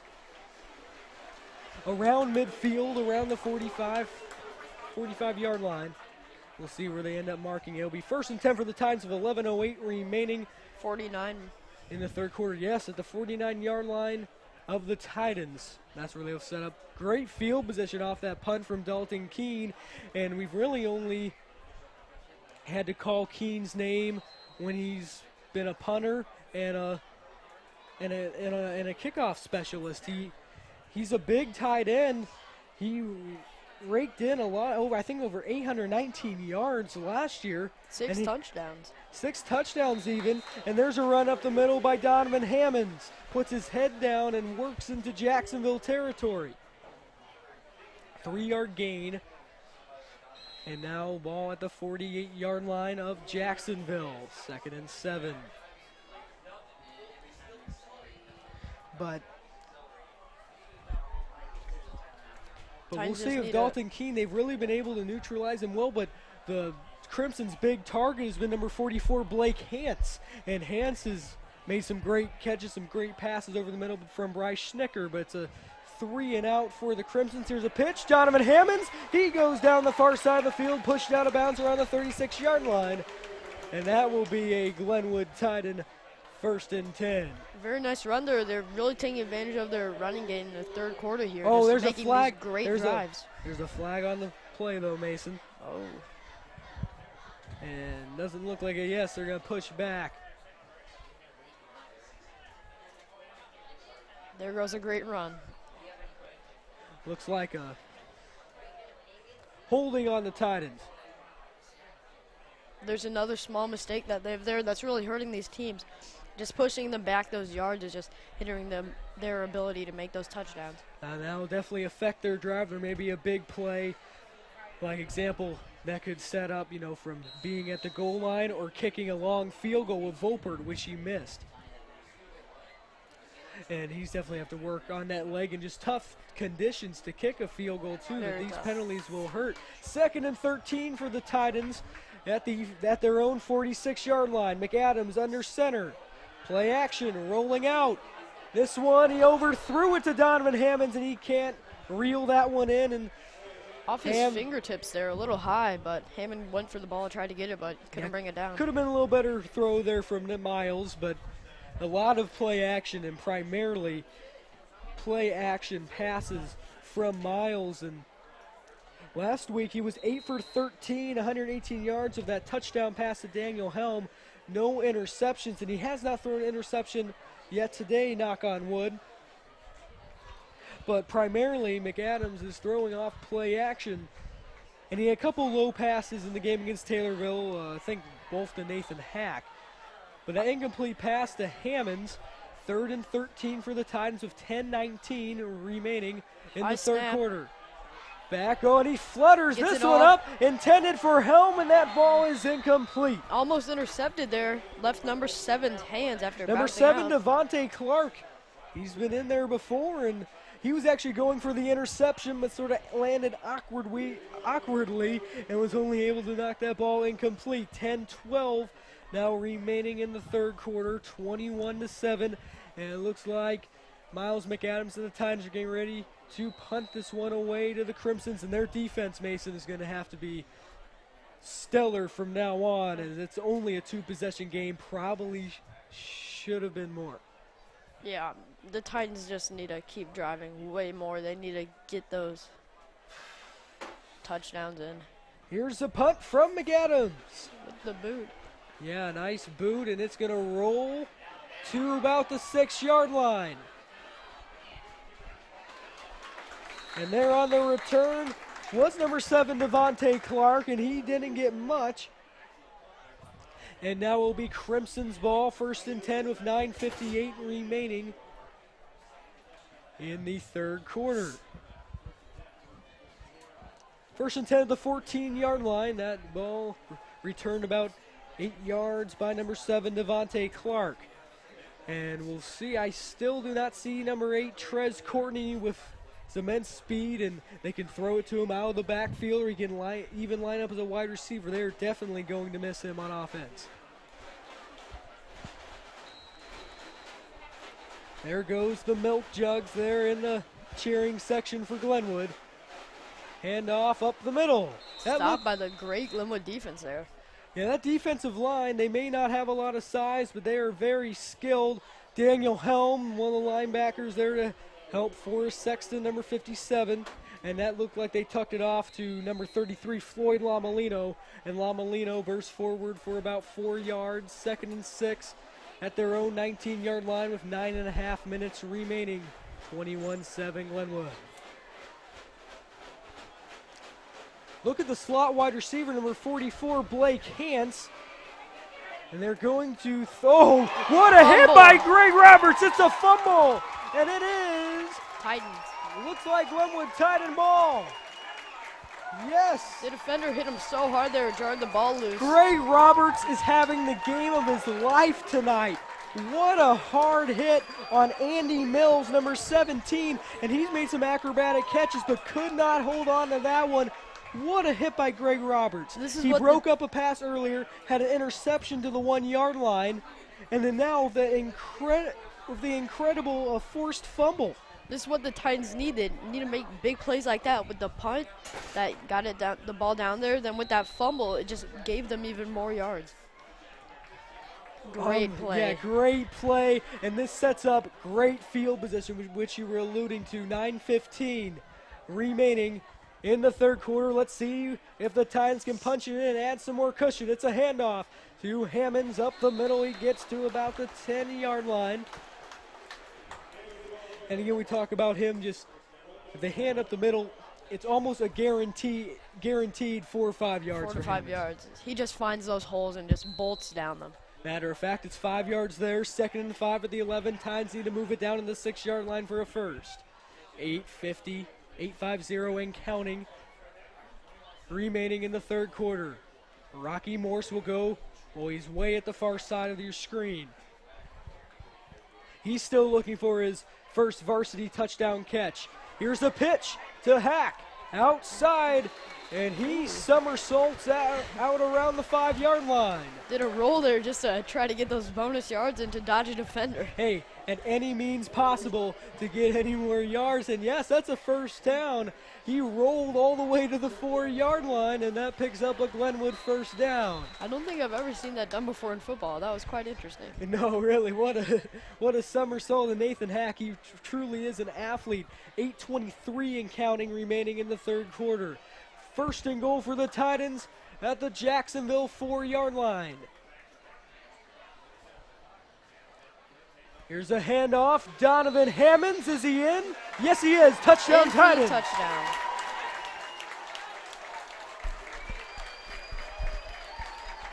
It's gonna Right up bring the the middle. score up to 27-7. Titans in the lead. And Greg Roberts on defense. Man, he's in the running for our tight end of the game. He's doing the little things. They may not, well, that forced fumble recovery and the interception will go in the paper. But the other things where he comes in, breaks up passes, and he does a great job on those feature wide receivers for teams. Extra point by Volpert. Look There's good, a flag on the but play, there's and a it's flag. Yep, look good, but a flag. Possibly before the snap. Titans game has been saved by that play earlier, but now let's see if they get the kick in. Titans players are coming off the field, so And they're talking to Jacksonville. some of the Crimson's players with number 1 Deontay Armstrong in there. All right, extra point is good. The penalty flag was on the Crimsons. 28-7. With 8 Let's see minutes and if 8 Clifton seconds can left. get on his phone and update the score here. It's 28-7. 8:08 remaining. Able to boot it in. Chase Volpert, Titans ahead to 21 points. And Greg Roberts, he had so much force in on that tackle. He didn't even start. He's a cornerback. He hit that guy like a rock. That was so much power in that play. He just knocked that ball loose, and that let the Titans just get more points on the board and extend their lead like they need to. Like you said, some of the predicted scores were upper 20s, and now the Titans have achieved that easily. Yeah, and he didn't even start in the Taylorville game. He was part of the second-string defense, and in fact, I was just talking to a person before this game, and we were talking, well, you know what? Greg Roberts' only time really to shine was against Zach Grant and Rochester. Man, has he really proved everybody wrong that he can perform. He's having the game of his life there, and his turnovers that he helped force, the interception, the forced fumble, have set up 2 key Titan touchdowns, where if he didn't do that, it would have been a much tighter game because the Titans couldn't convert earlier. Volpert, because the flag was on the Crimsons, Volpert to kick from the Jacksonville 45-yard line. Ooh. And this one, Through the field goal. kick is good. That should be worth 3 points for the Titans. Of course, it's not, though. But, man, he really booted that one. Why couldn't he do that earlier? That was a really powerful kick there through the field goal post. That was great. Tons of power. Tons of power, and it will result in a Jacksonville touchback at the 20-yard line. First and 10 with 8:08 remaining in the third quarter. The Titans ahead 21-0. 28. 28-7. Actually, they were ahead 21 points is what I was getting at there. And Dalton Keene, he's a 4-year starter and really hasn't stepped up that much on the defensive end, really haven't thrown his way. There's a bubble screen to Reggie Brett, and he's brought down by number 66, Wadding Keatsman, with the big Glenwood tackle. So SHG was able to prevail over Rochester. That's a loss of 1 for the Crimsons, 2nd and 11. They were able to prevail. I mean, they were down 20 They were down 26-21, I believe, and then Gabe Green, their quarterback, only a sophomore, scrambled 36 yards, was able to score 2 minutes left, and an interception by Eric Brittle closed the deal. And this pass incomplete, intended for Reggie Braden. He and had his hands on it, then his knee came up and hit it. A lot of those slant passes have been incomplete. I mean, at least 5 total in the game, and those have been the big gainers for Jacksonville. That's definitely not really their strong point, those slant passes, but if they can get some in, maybe they'll start making yards, but they really need to be careful with what plays they choose. It usually is, though. I mean, it usually is their bread and butter play, but they have not been able to get that down. That's one of the keys why they are down 21 points. And Sacred Heart Griffin was down 20-7 in the first quarter, but they were able to battle back for a 29-26 victory. Here's the pass. It's complete to Reggie Braden. There's that play. It's a big gainer to around the 37-yard line. 1st and 10, Jacksonville. Pass complete by number 12, Bryce Schnicker, to the track star, number 6, Reggie Braden. And I think Braden's a guy who can really fill in for Trez Courtney, as he can able to catch, and he can get a lot of yards after catch. Also in the CS8, Springfield High over Taylorville 40-13. Lincoln over Lanphier 22-14. Here's Schnicker, throws over the middle. This pass is hauled in by Reggie Braden to the 45-yard line. 1st and 10, Jacksonville. There with the tackle, number 80, Tyler Brinkman. Pass complete to Reggie Braden. Over the middle. And what a pass there by Schnicker. Now with 7 minutes remaining in the third quarter. Southeast also picked up their first win of the year against Cannon in Cannon, 28-21. Back to throw is Schnicker. He thought about it. He's wasting a lot of time now here. rolling Runs out. up. And tosses it up. Oh, incomplete. But Blake Hans almost hauled that one in with one hand. That's unbelievable. That was great, but it looked like he was slowly going out of bounds too, so maybe he would have been able to reach that foot in just to bring that ball in. Great job there. Again, great coverage by number 2, Greg Roberts. He's in there Beautiful again. coverage. Titans defense is really, really excelling in this second half of the game, and they just need to keep this great work up, and they'll just shut down the Jacksonville. What I've noticed is when Jacksonville's got their big gains, it's never been with a screen pass to the outside, preferably to the left, or big passes down the middle from Schnicker. Let's see what Schnicker does here. Backs up, throws across the middle. There's Dalton Keene finally, and he keeps on chugging. 10-5, touchdown Crimsons. That was a great play. They just found the man they need to pass to, and he's very strong. As you can see, he just went through those Titans players. That was a really high snap, though, but he still was able to get through. Yeah, high snaps are key, but Schnicker was able to control it and then got it out to his target, big number 98, Dalton Keene. And Keene's been a guy steamrolling those Titans when he was going down. And Keene's been a guy that we just haven't seen in this game. They were hardly, I don't remember like one time where he was targeted. Only seen him when he was a kicker. And there is a Jacksonville player down. Injury timeout. We'll take a timeout too. Right back to Titan football and GCNN in a moment.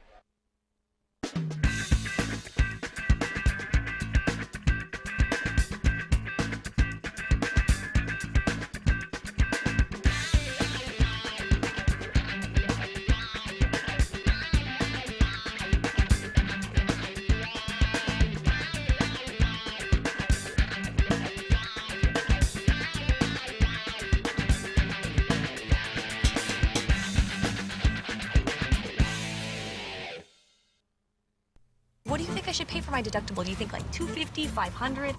Hi, what do you think? $500, $250? Collision? Comprehensive? I don't even know what it means. Do you even know what that means? Is $1,000 deductible too high? Number 40. You know that place where lots of questions means nobody seems to know? I'm so there. If you like answers, get advice and savings from a State Farm agent. Call, click, or visit and switch. Like a good neighbor, State Farm is there. Call Steve Bedford in Chatham for personal service and discounts that you deserve. Welcome back to Glenwood football on GCNN. Play stands. The injured player is off. The extra point is on its way. No good. Over to the left. No good. Wide left. Very wide left. No good. Wide left, extra point. Again, sort of here in the elements. Not as bad, but it is windy, and it is blowing to the left. So that one, he shanked it. The kicker, number 25 for the Crimsons. That was Justin Renaud, baseball player for the Crimsons. And with 6:37 remaining in the third quarter, after that missed extra point, it is 28-13, and we'll see that may come back to haunt the Crimsons. If they score, and if they have to go for two or something like that, where if they would just made it, they wouldn't have had that issue. So Jacksonville scores on a big touchdown pass to their big tight end, number 98, Dalton Keene. And Keene was able to break a few tackles and chug into the end. I thought he was wrapped up at least around the 25-20 yard line. Oh, yeah. And he kept on going into the end zone. He's a machine there, just plowing through all those Titans, just keep going, getting through, putting some points on The Titans have relatively done a great job covering him till that point. So 6:37 remaining in the third quarter, 28-13 Titans, as the Crimsons trying to start a comeback. The Titans need to put it in the end zone again. Maybe they can answer. This one will drop, and forward will Rocky Morse pick it up. And he finds the hole. Yes, he will, and that ball is knocked fumble. loose, and I think the Crimsons have it. Morse got hit hard, ball came flying out, and it's a fight for it. Big pile. Refs are trying to break it Pile up. up. The Crimsons are pointing their way. They're still trying to get everybody out of the pile. Jacksonville football. That is a huge turnover. Mistake. Just because this sets up fantastic field position for the Crimsons. I saw him go through that pocket. I thought he was going to easily make it around the 40-yard line, but he just got hit really hard there, and the ball popped loose. So here comes Bryce Snicker and the Jacksonville offense. Ball at the Glenwood 30-yard line, 6.5 minutes remaining in the third quarter. Man in motion, Reggie Brandon. They fake it to him, and they hand it off to him. To the left side, he picks up a good 5-6 yards. The track star to the outside, and again, that is what they would run with Trez Courtney, and again, Reggie Brandon filling in his shoes well. That was a great fake off. It even tricked the commentator here. Yep. It looked like the quarterback still had the ball, but due to the angle from our perspective, it looked like he still had it, but they'd hand it off. Well, that just means that Snicker and Brandon, they're doing their job right. 2nd and 5 at the Glenwood 25. Off the Glenwood fumbled And the QB kickoff return, and once again Snicker runs. Not as mobile as Miles McAdams, but he has an 8-yard touchdown run already and picks up a first down there for the Crimsons. It's about a 7-yard carry to the 18-yard line. 1st and 10, Jacksonville. Bryce Snicker. And he wasn't even their quarterback last year. Andy Mills, the wide receiver, number 17, was their quarterback last year, and he threw over 2,000 yards. But Mark Rounds has a lot of hope in Snicker. Snicker fires, hits Blake Hance, his big target. He keeps on rumbling to the 5-yard line. Titans just flooding in to take him down. Now Jacksonville's in a great position again to get another touchdown. Charlie Browns keep moving. It is a 1st and 5. Hopefully their kicker will miss again. That'll be better for the Titans, but maybe he'll get it this time. Or if they get it, they may go for 2. But probably, I don't know, it's a toss-up for I'm thinking that they might kick. For Jacksonville head coach Mark Rounds to decide. 5:20 remaining in the third quarter. In the shotgun. And eventually Snicker holds on to it. Taken down by the Titans early, though. Number 9, Austin Coslow. Number 55, Nick Courtney. And Austin Coslow, he's been a guy you've heard a lot about. Oh, yeah, he's had really good defense tonight. Very strong, just coming in. He's still a sophomore, so he is. I was talking to Matt Meyer, and I said, well, who are the key sophomores that are here? And he said, well, number 9, Austin Coslow. So you think he'll play? Oh, yeah, you'll call his name a lot, and he's exactly right. second and goal from the 4-yard line. 4:45 remaining. Jacksonville trying to cut down this Glenwood 15-point lead. Snicker hands it off to Lamalino. Lamalino tries to go to the outside, but it's a steel curtain of Titan defenders. That handoff was a little rough because the snap was so high and wobbly that he had to reach up, and there was a lot of time that he took to bring it down. And it was too much of a delayed handoff. The Titan line was all ready for the tackle. 4:15 and counting remaining here in the third quarter. Titans ahead by 15. Jacksonville, they just scored on a big pass play to Dalton Keene. Then Glenwood fumbled on the kick return, Rocky Morse. And Jacksonville threatening again. Third and goal from the 3-yard line. Hands it off up the middle. Is he in? Just short, I do believe. Just short, and the Titan defense is saying, pump it up. That run, I believe, from Lamalino was just short. Titan defense is really prevailing right now. The ball's on the 1. So this place is exploding. Both sides up on their feet and cheering for their teams. 3:25 remaining in the third quarter. Huge play. Titans Fourth defense and goal. goes in. 4th and 1. Run up the middle. Is he in? Is he in? Refs are going. We'll see. Everyone on Jacksonville is signaling a touchdown. Pyle is still clearing. The refs are trying to see. Hey, he stopped him! The Titans with a big stop, and the Crimson side is left speechless. Titans defense is going crazy right now. They're in their zone. Now the offense is coming on just to try to get the yards. They have to be careful not to get tackled in the end zone, though, for the safety. So they just need to get a pass out, get some extra yardage that they can work with. Yeah, the only bad thing about this is the Titans are pushed back at their 1-yard line with their end zone as their shadow. And if they're tackled in the end zone, it will be 2 points for the Crimsons, which could help them. But you don't want to expect, an all blitz, or there could be a pass play. But what a huge stop. I believe that was a handoff up the middle to their big guy, Floyd Lamalino, and he could not get everything churning enough forward for a touchdown. Big Titan stop on 4th down. Handoff up the middle.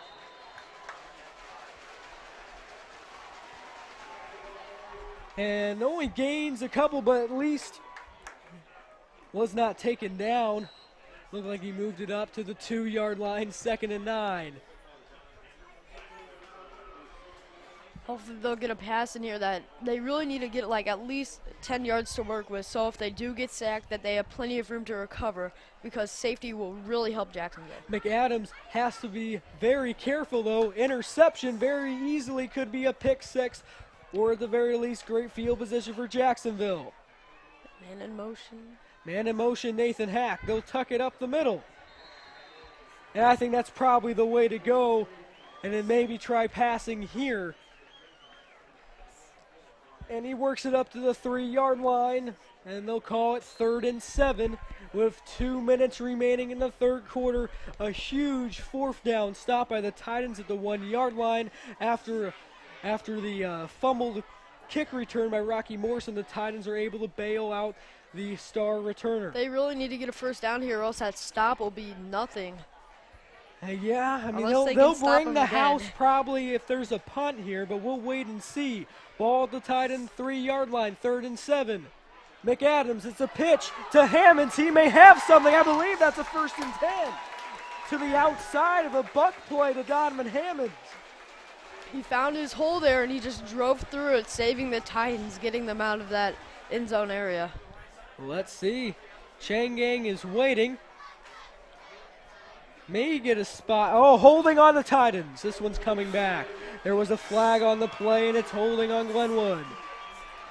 And I believe That's going to hurt the Titans. I believe that will either push him back or... Ball is now on the 3, I think. Yeah. Ball's on the 3. That really hurt the Titans there. See, those small mistakes are now adding up, especially for the Titans in their position right now. Man, that was a great run, obviously, because there was some holding of the jersey by the Titans. That's why Hammonds was able to have those holes to the outside. A minute 20 and counting remaining in the third quarter. And are Ball they- on the 3. It's 3rd and 7 for Glenwood.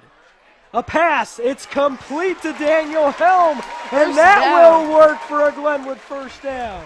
That is the big time plays they need, and they were able to get the 4th down right near the end zone. If that play would have failed, they would have had a hard fight ahead of them, maybe a score for Jacksonville. That time the Charlie Browns get a moving pass up the middle to number 1, Daniel Helm.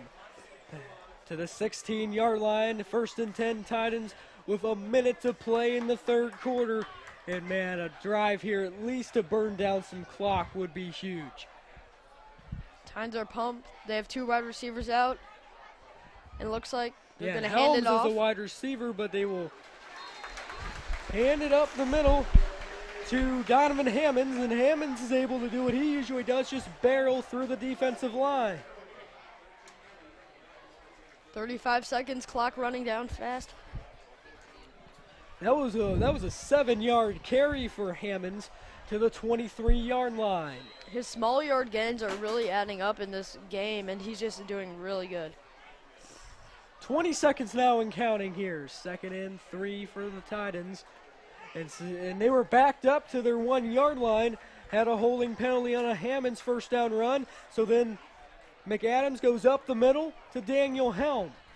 To pick it up, here's a pitch. Nathan Hack, near side of the field, and he may have picked up a Titans first down. Clock stops. 1.2 remaining in the third quarter. It is a Glenwood 1st and 10 to the pitch to the outside. Ball marked at the 29-yard line. Titans are doing really good. They only have a second to work with, but they'll pick it back up in the 4th quarter just to carry it even further. Clock will run down. We're back to Glenwood Titan football in just a moment.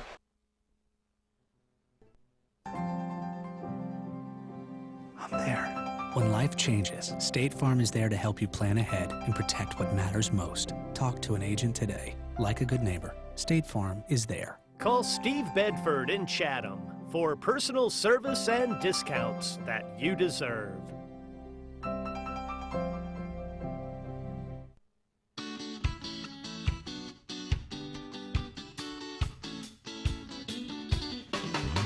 Are you looking for a prom dress?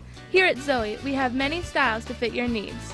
We keep track of all dresses sold, so we make sure your dress is your dress.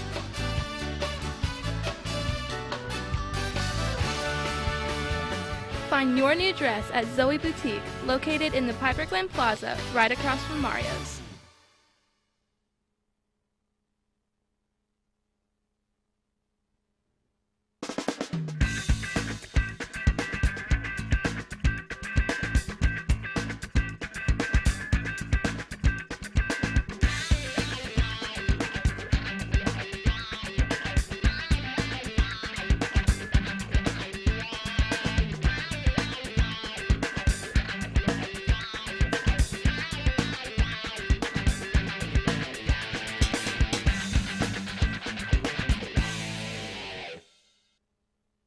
What do you think I should pay for my deductible? Do you think like $250, $500?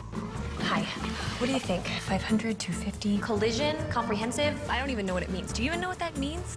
Is a $1,000 deductible too high? Number 40. You know that place where lots of questions means nobody seems to know? I'm so there. You like answers? Get it.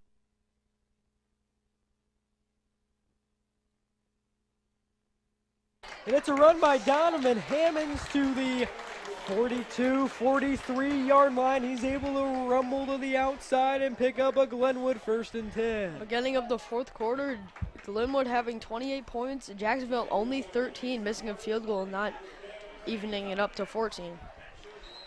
11:50 and counting now here, 12 more minutes. And second half of last week's game went by like that because it was a running clock. Once a team gets ahead by 40 points or more, it's a running clock. But now a much tighter game. The Titans could have probably been leading by a little more. They had some mistakes in the first half. But it doesn't matter here as long as they execute here. Pitch to Hammonds outside. Nice gain. Though he's pushed out of bounds. Titans are just really excelling in their running game. They're letting him drive constantly because The ball, I don't think it will be as wet, but it's still a slick thing. They're just letting their running game just power through the defense of Jacksonville, whose defense is sort of lacking now in the fourth. Linebacker number 41, Dustin Woodcock there, able to push him out of bounds, and he's a stud for the baseball team, a pitcher and outfielder for the Crimson's, up-and-coming Crimson's baseball team. 5-yard gain for Hammonds at the 47. They'll hand it off to Hack, and Hack bursts through to the Jacksonville 45. That's a Glenwood 1st and 10. As you see, they'll use both their running backs there just to switch it up, and each of them have their own good skill set. He found that hole there and just powered through the Jacksonville to get the first down. 11:20 and counting remaining here in the third quarter in the special Sunday night football edition of Glenwood Titan Football on GCNN, a week before the NFL gets going. Sunday night lights, would that work? Sunday night lights, it really does feel like a Friday night though. Handoff, far side to Donovan Hammonds. Almost runs into Gavin Caruso, our cameraman down there. He likes the right side, and he just hugs it, getting good yards. And he's pushed out around the 39-yard line, it looks like. 2nd and 4 for the Titans at the 39. I almost forgot about something we had last week in Glenwood football trivia. So here, who was the starting quarterback on the 98 state championship team? And here's a hint, he's also pretty much the Glenwood leader in every passing category. Handoff to Nathan Hack will be answering a couple of downs, and eventually a few Crimsons there to wrestle him out of bounds. Deontay Armstrong was the lead tackler there for the Crimsons. Handy ended up playing at Northern Iowa in college as well. Who was the starting quarterback of the 98 state championship team, Glenwood's only football state championship. And then they also had the 2010 runner-up team, losing to Lombard Montini. That was a great game. I was there. Very cold. Yes, it was enjoyable though if you got in the sun later on. Here's a run up the middle for the Titans. It's number 32, Donovan Hammonds, taking some Crimsons along with him to the 25-yard line. A Glenwood 1st down. The answer for who was the starting quarterback on the 98 state championship game, Griff Jurgens. Griff Jurgens played in Northern Iowa. Griff Jurgens played in Northern Iowa. Glenwood's leader in pretty much every passing category, Griff Jurgens. 9:55 remaining. There it got snapped at. 9:50 remaining, Griff Jurgens. There's Donovan Hammonds. He's cutting up to the outside, breaks the tackle, and he's able to get close to the end zone, but out of bounds around the 3. That was a great run. He really hugged the left side defender. He loosened him off his ankles and kept running just to get pushed out. Also, who is Glenwood's all-time career interceptions leader? And I don't think I'll butcher this name. Who is Glenwood's all-time career interceptions leader? 9:42 remaining in the third quarter. That was a 22-yard run. 1st and 3.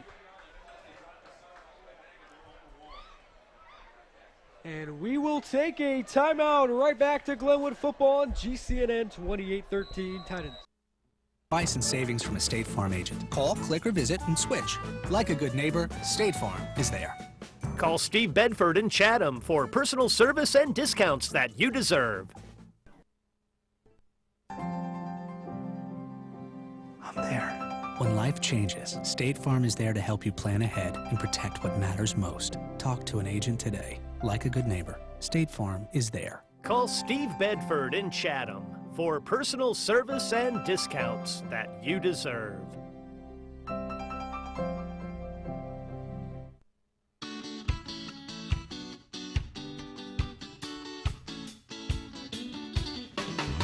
Are you looking for a prom dress? Here at Zoe, we have many styles to fit your needs. We keep track of all dresses sold, so we make sure your dress is your dress.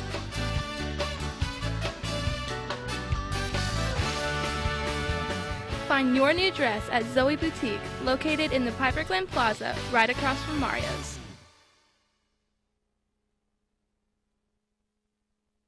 Welcome back to Glenwood Titan Football on GCNN. We have the answer for who is Glenwood's all-time career interceptions leader after this play. Handoff up the middle, Donovan Hammonds, touchdown Titans. Nice run there, found the pocket, just charged into the end zone. 34-13, and that is Hammond's third touchdown run of the evening. Let's see if he can get this kick in, the Titans kicker. Glenwood's all-time career interceptions leader was Michael Pierce. He had 16 in his career, was on the 98 state championship team, and in that 98 year, he had 11 interceptions, which is also a Glenwood season interceptions leader. Next question, what are the names of the Glenwood brothers who are both playing football at Army right now? Extra point by Volpert is good. 35-13 as the Titans are able to cash in on a big drive with Donovan Hammonds, his third touchdown run of the evening.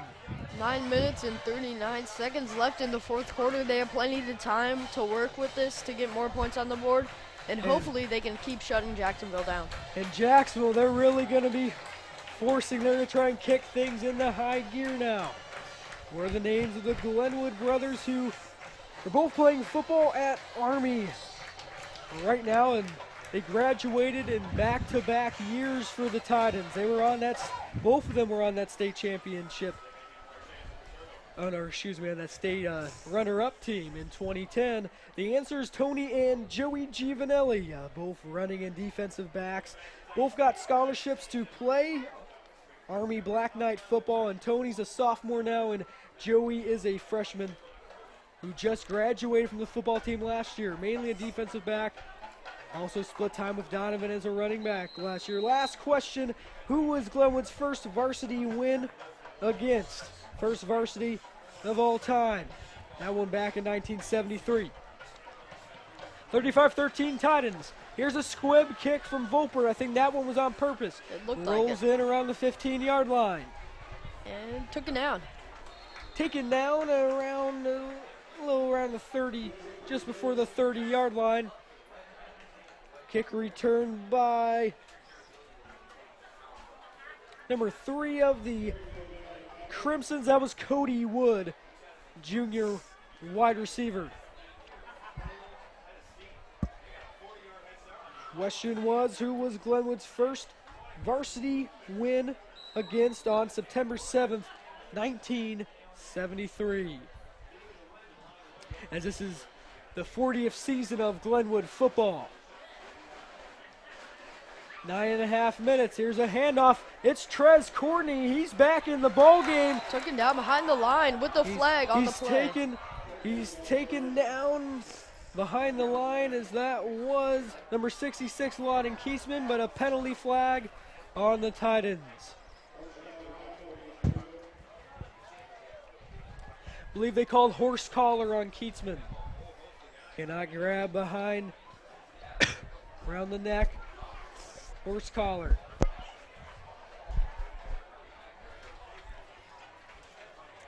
And that is a costly penalty for the Titans. It will help Jacksonville in their possible comeback with 9:28 remaining. I think a comeback is going to be slim, but it is possible. But the Titans' defense has been on fire this last half. One thing that's going for Jacks here is that they got a great quarterback in Snicker, and they can really air it out. They got some nice weapons for him. They have a good running game and passing game, but they're running right here. Yeah, they do decide to hand it off. I believe that's Floyd Lamalino. Can't tell you how much I love that name. Has a good ring to it. Yes, it does. Actually, I believe that was, I think that was Trez Courtney instead with the carry. Picks up 5 yards to their own 49-yard line, 2nd and 5. In the shotgun, Snicker. Snicker back to throw, fires over the middle, off through the hands of Dalton Keene, incomplete, and Almost there with another deflection interception was Greg Roberts. It went off 2 Titan players' hands. They couldn't get a grip on it, though. That might just be the slipperiness of the ball or just the odd angle of the catch.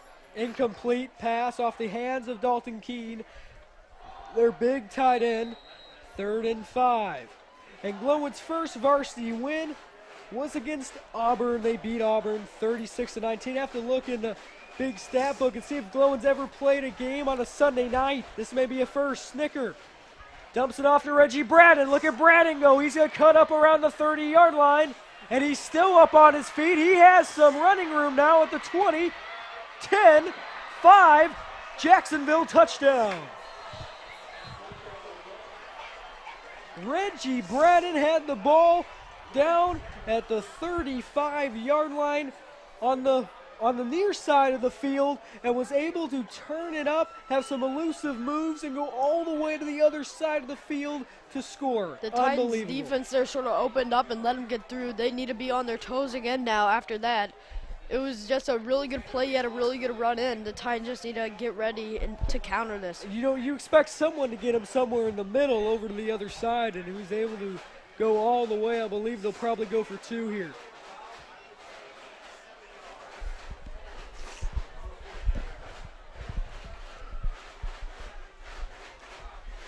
.8:23 remaining.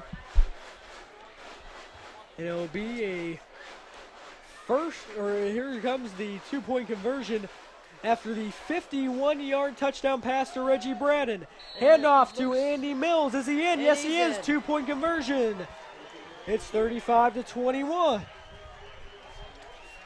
Titans defense let them get through, so now that they're on offense, they'll have a chance to take the ball down the field and score.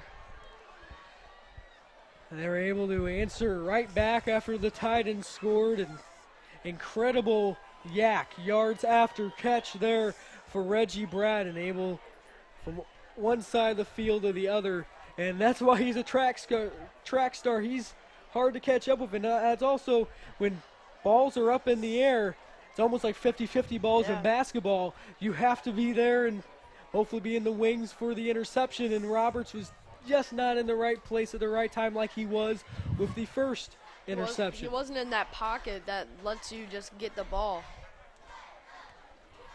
Glenwood getting ready to receive. Let's see if they can run it back for a touchdown this time. Now, I don't know if there'll be a Jacksonville, probably too early for an onside kick here at 8:23.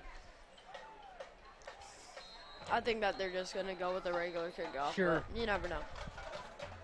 And maybe hope for another fumble from Rocky Morrison. That does not happen often. In fact, Rocky is not back there. It's Quindarius Walker and Donovan, excuse me, Hammonds.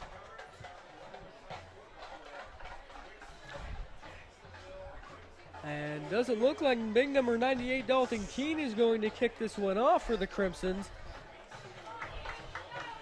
In fact, it looks like number 13, Aaron Vasquez. To kick it off, he will. It's an onside kick. Glenwood and the gets it. Titans are able to jump on it. He just kind of bricked on that. He got the ball in his hand, just went to a brick. Just fell right down, and nobody else is going to get it. It's mine. And it's Glenwood football at their own 45-yard line, and that rolled a little too much for Vasquez and the Crimsons. Onside kicks are a risk, and that time the risk was in not their favor. The Titans were able to get that. Titans are able just to fall on it at the 45-yard line, and they get great field position with 8:21 remaining in the third quarter. Or excuse me, in the ball game here in the fourth quarter. With the lateral. And it was just a pitch to Hammonds. Lateral is if he throws it overhand. And just a pitch to Hammonds, and gets caught up in the backfield by a slew of Crimsons. After he got the ball there, he had someone around his ankles. He tried to waddle backwards, but he was surrounded by couldn't go and get anything else. Loss of 2. Second and 12 with 7:50 remaining in the ball game.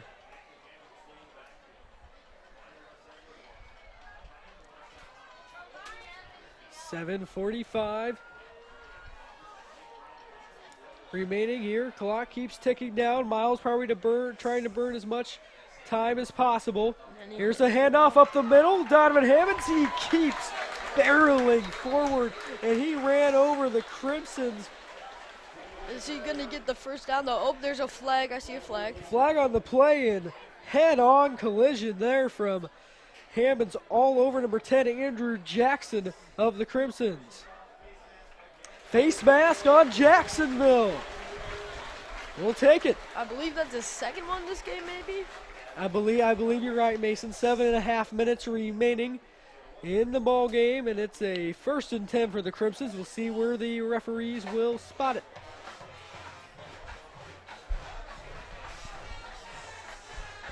Keep on going, keep on going.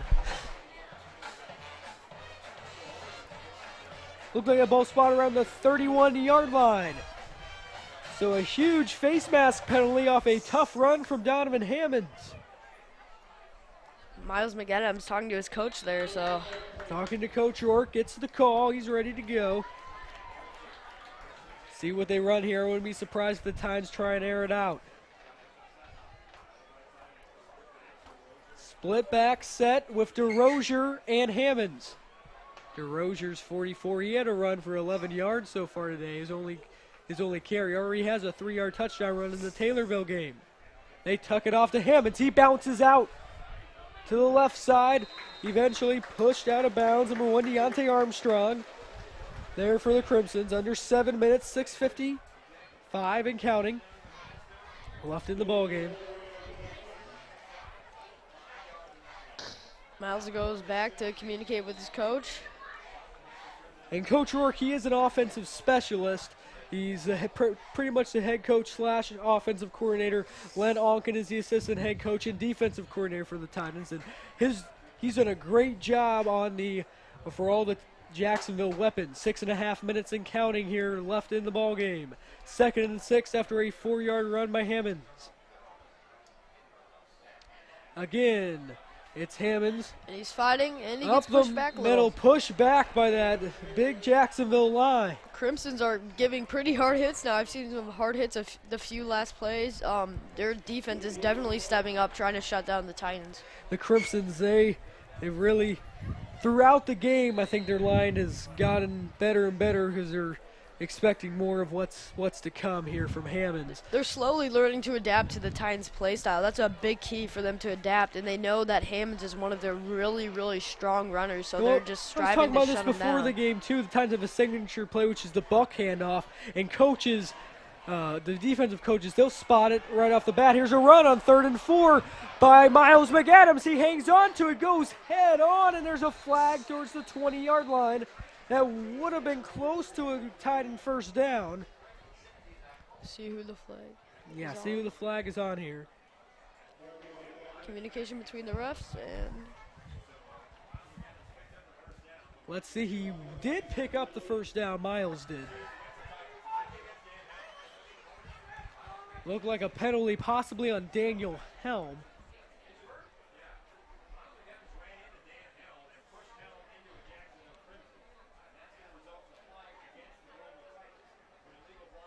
Illegal block in the back. Looked like it was called on Daniel Helm. And that's going to send him back now. And McAdams, he ran right in the back of Daniel Helm too, and I believe that actually caused the illegal block in the back. This was a really great game, but that was a first down there, but now they're all the way pushed back again, almost. To the 32, to the Jacksonville 32-yard line.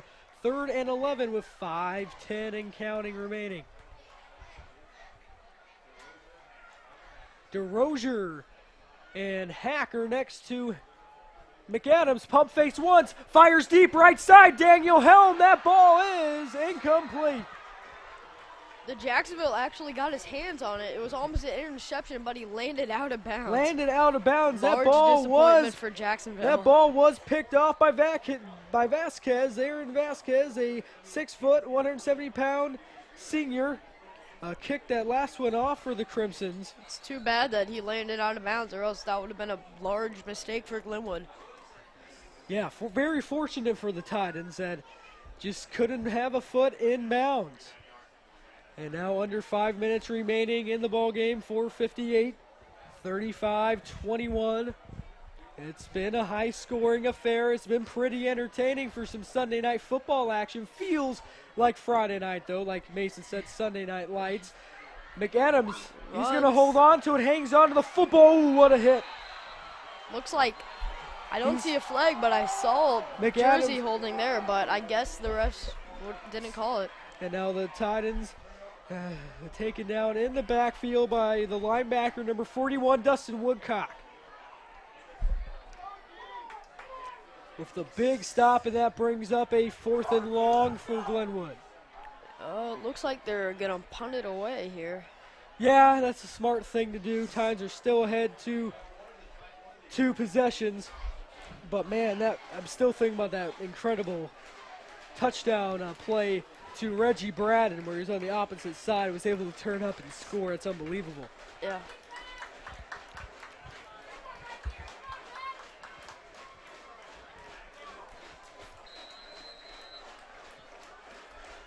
So the Crimsons get it here. 1st and 10. Snicker fires, incomplete pass. There it is again. He slipped on that turf because of how wet it is, so he wasn't able to get that ball. That was James Jackson. 5'7", 140, senior wide receiver, and he just flat out slipped. Overthrew him just a tad bit too. 4:48 remaining. Glenwood turns it over on down.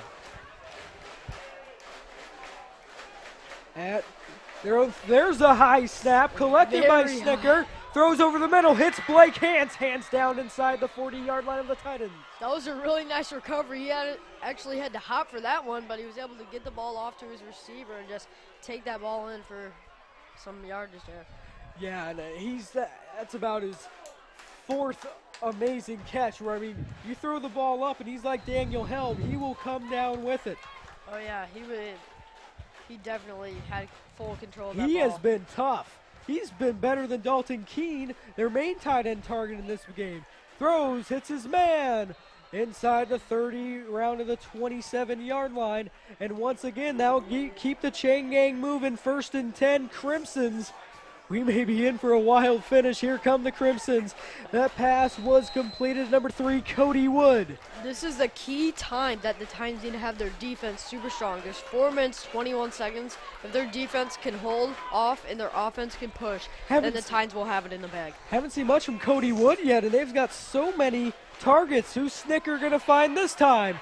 He throws it, and I believe that's hauled in by Reggie Braden. Yes, it is. What a catch by number 6 of the Crimsons. Great diving catch there. His QB was getting rushed. He got it off. Looked like he may have slipped there, too. The receiver had to compensate there and dive for the ball. Looked like he slipped, had to turn, and end up going to his left and came down with it. 4 minutes now remaining in the 4th quarter. And it is 1st and 10. At the 12-yard line, they got to get it down to the 2 for a Crimson 1st down. Man in motion, Mills. They tuck it off to him. Oh, but he's brought down by number 1, Daniel Helm, in a hurry. The Titans definitely need to have a strong defense right now. This is when right they now, need to bring their A game. Right now, just so they can keep killing time off the clock, so less and less of a chance for Jacksonville to come back. Better yet, they need a turnover. They've picked off Snicker 2 times, one by Greg Roberts and one by Matt Meyer. Oh, and met immediately, incomplete pass. Matt Meyer, speaking of the devil, with the blitz there. He just smeared that quarterback on the turf. He was unable to get the ball off. He just threw the ball, almost picked by Titan, but it hit the ground first. And now mostly Meyer, we're talking about Meyer moving to cornerback, and he's been there tonight too, but with Greg Roberts having the game he has had, Myers lined up as the linebacker like he used to always do. 3:13 remaining in the ball game. Titans ahead 2 touchdowns. 3rd and 11 at the 13-yard line for the Crimsons. Back goes Snicker to throw. Fires. Pass completed and still, oh no, down. His knee was down there. He got his leg sliced underneath him. Just knee touchdown, and the refs called it. Pass was complete to number 44, Blake Hance. And there's a flag on the play. I believe it's against Jacksonville.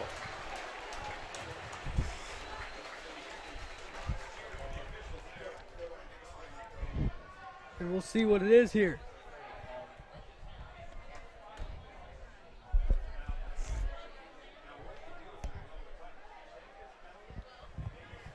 And now the Titans could take the penalty and back them up, or they could decline the penalty, and it would be 4th and 11, or 4th and like 7, or whatever they got on that completion to Hands.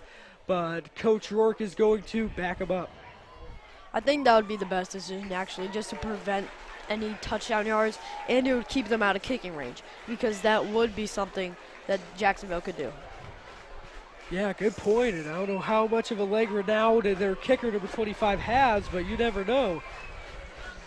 3rd and long. They have to get the ball to the 2-yard line. Clock now running, 3 minutes remaining in the 4th quarter.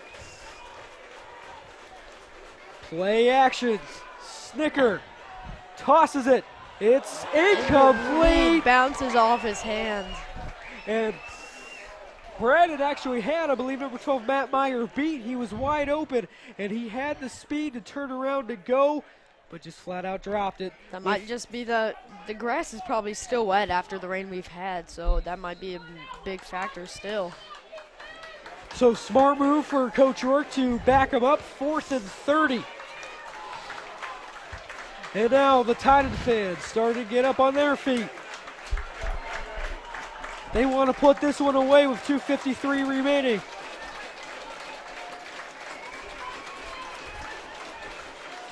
Labalino to Snicker's left. Snicker takes another high snap, backs up, tosses one up deep to the end zone. It is incomplete. Batted down by the Titans. 3 Titans on that one guy, Yeah, just Connor swatting the ball away. Connor Fiash, Dylan Ambrose, and Nathan Hack. Titans are doing great this quarter. They're focusing on shutting them down. That may be able to do it depending on how the Titans are able to seal this off. I'm not sure how many timeouts the Crimsons have left with 2:45 now remaining in the ballgame. I think some fans think that the Titans have it because I see some fans leaving the stadium right now. I think they think the Titans have it in the bag. I think it's too far from them to have an upset and win now. Overall, what do you think about having this on Sunday night? I loved it. It was nice. Pretty good deal. Sunday Night Lights could definitely stay. Don't have to go and wake up early tomorrow for school because it's Labor Day. Here's a run up the middle. It's Nathan Hack. He may have some running room. He's brought down inside the 30-yard line. A monster gain for the Titans, 1st and 10. And it looks like it's starting to mist right now. So water is coming back into play. Interesting story, too, at the opening of West Campus in SHG in Rochester. It was lightning. There was lightning with 2 minutes remaining, and they kept playing. They're supposed to stop at least for 5 minutes. Yep. They kept on playing. They figured it was close enough, and that's about what Gabe Green and his 36-yard touchdown run. It's a nice miss, so this is going to be a very big game. Now the Titans extremely has to focus on their passing game, make sure they keep their feet, and make sure they can catch. 2:15 and counting. The Titans 1st and 10 at the 29-yard line of Jacksonville. Can they finish him off here? Handoff. Hammonds, he runs through his blocks, and he's still around the corner.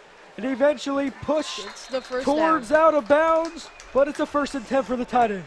That was a great spin move there. I see that player was holding his jersey spun just to get the hands looser so he could keep running, making a larger gain. So basically we were right with having the Titans leaning towards the run and Jacksonville leaning towards the pass, even though surprisingly this year is more predominantly balanced for the Crimsons. Yes. They were with Lonergan and Mills even last year. They were pass, and just would not stop. They have a more balanced game. I like how they're using the difference between rush and pass, but I think their passing game is what's going to get them the most yards in this 4th quarter with 1 minute and 35 seconds to go. Maybe the Titans can just completely run the clock. Here's Tyler DeRozier to his left.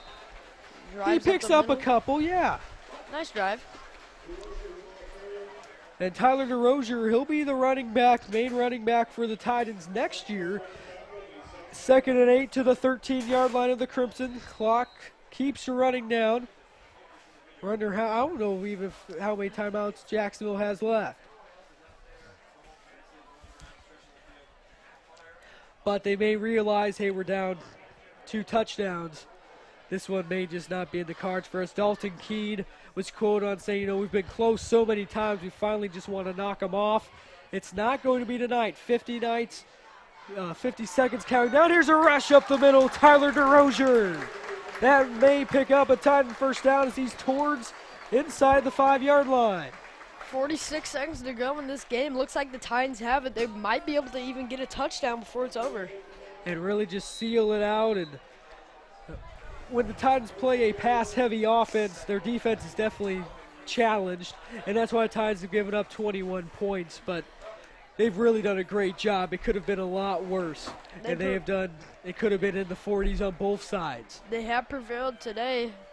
I don't think there's Miles McAdams running out the clock right now. They're only about 22 seconds left. Coach Ork is actually from Jacksonville, who's a quarterback on the Jacksonville Route Catholic Rockets. And he's been able to, a lot of people thought that Jacksonville could upset Glenwood tonight. Not quite. Coach Ork usually has Jacksonville figured out, and he does tonight. 35-21 victory. Titan of the game is Greg Roberts with an interception to the 1-yard line and a forced fumble, setting up 2 key Titan touchdowns. Titans win by 2 touchdowns. For Mason Byers, I'm Danny Fry. So long from Titan Stadium and some Sunday Night Football.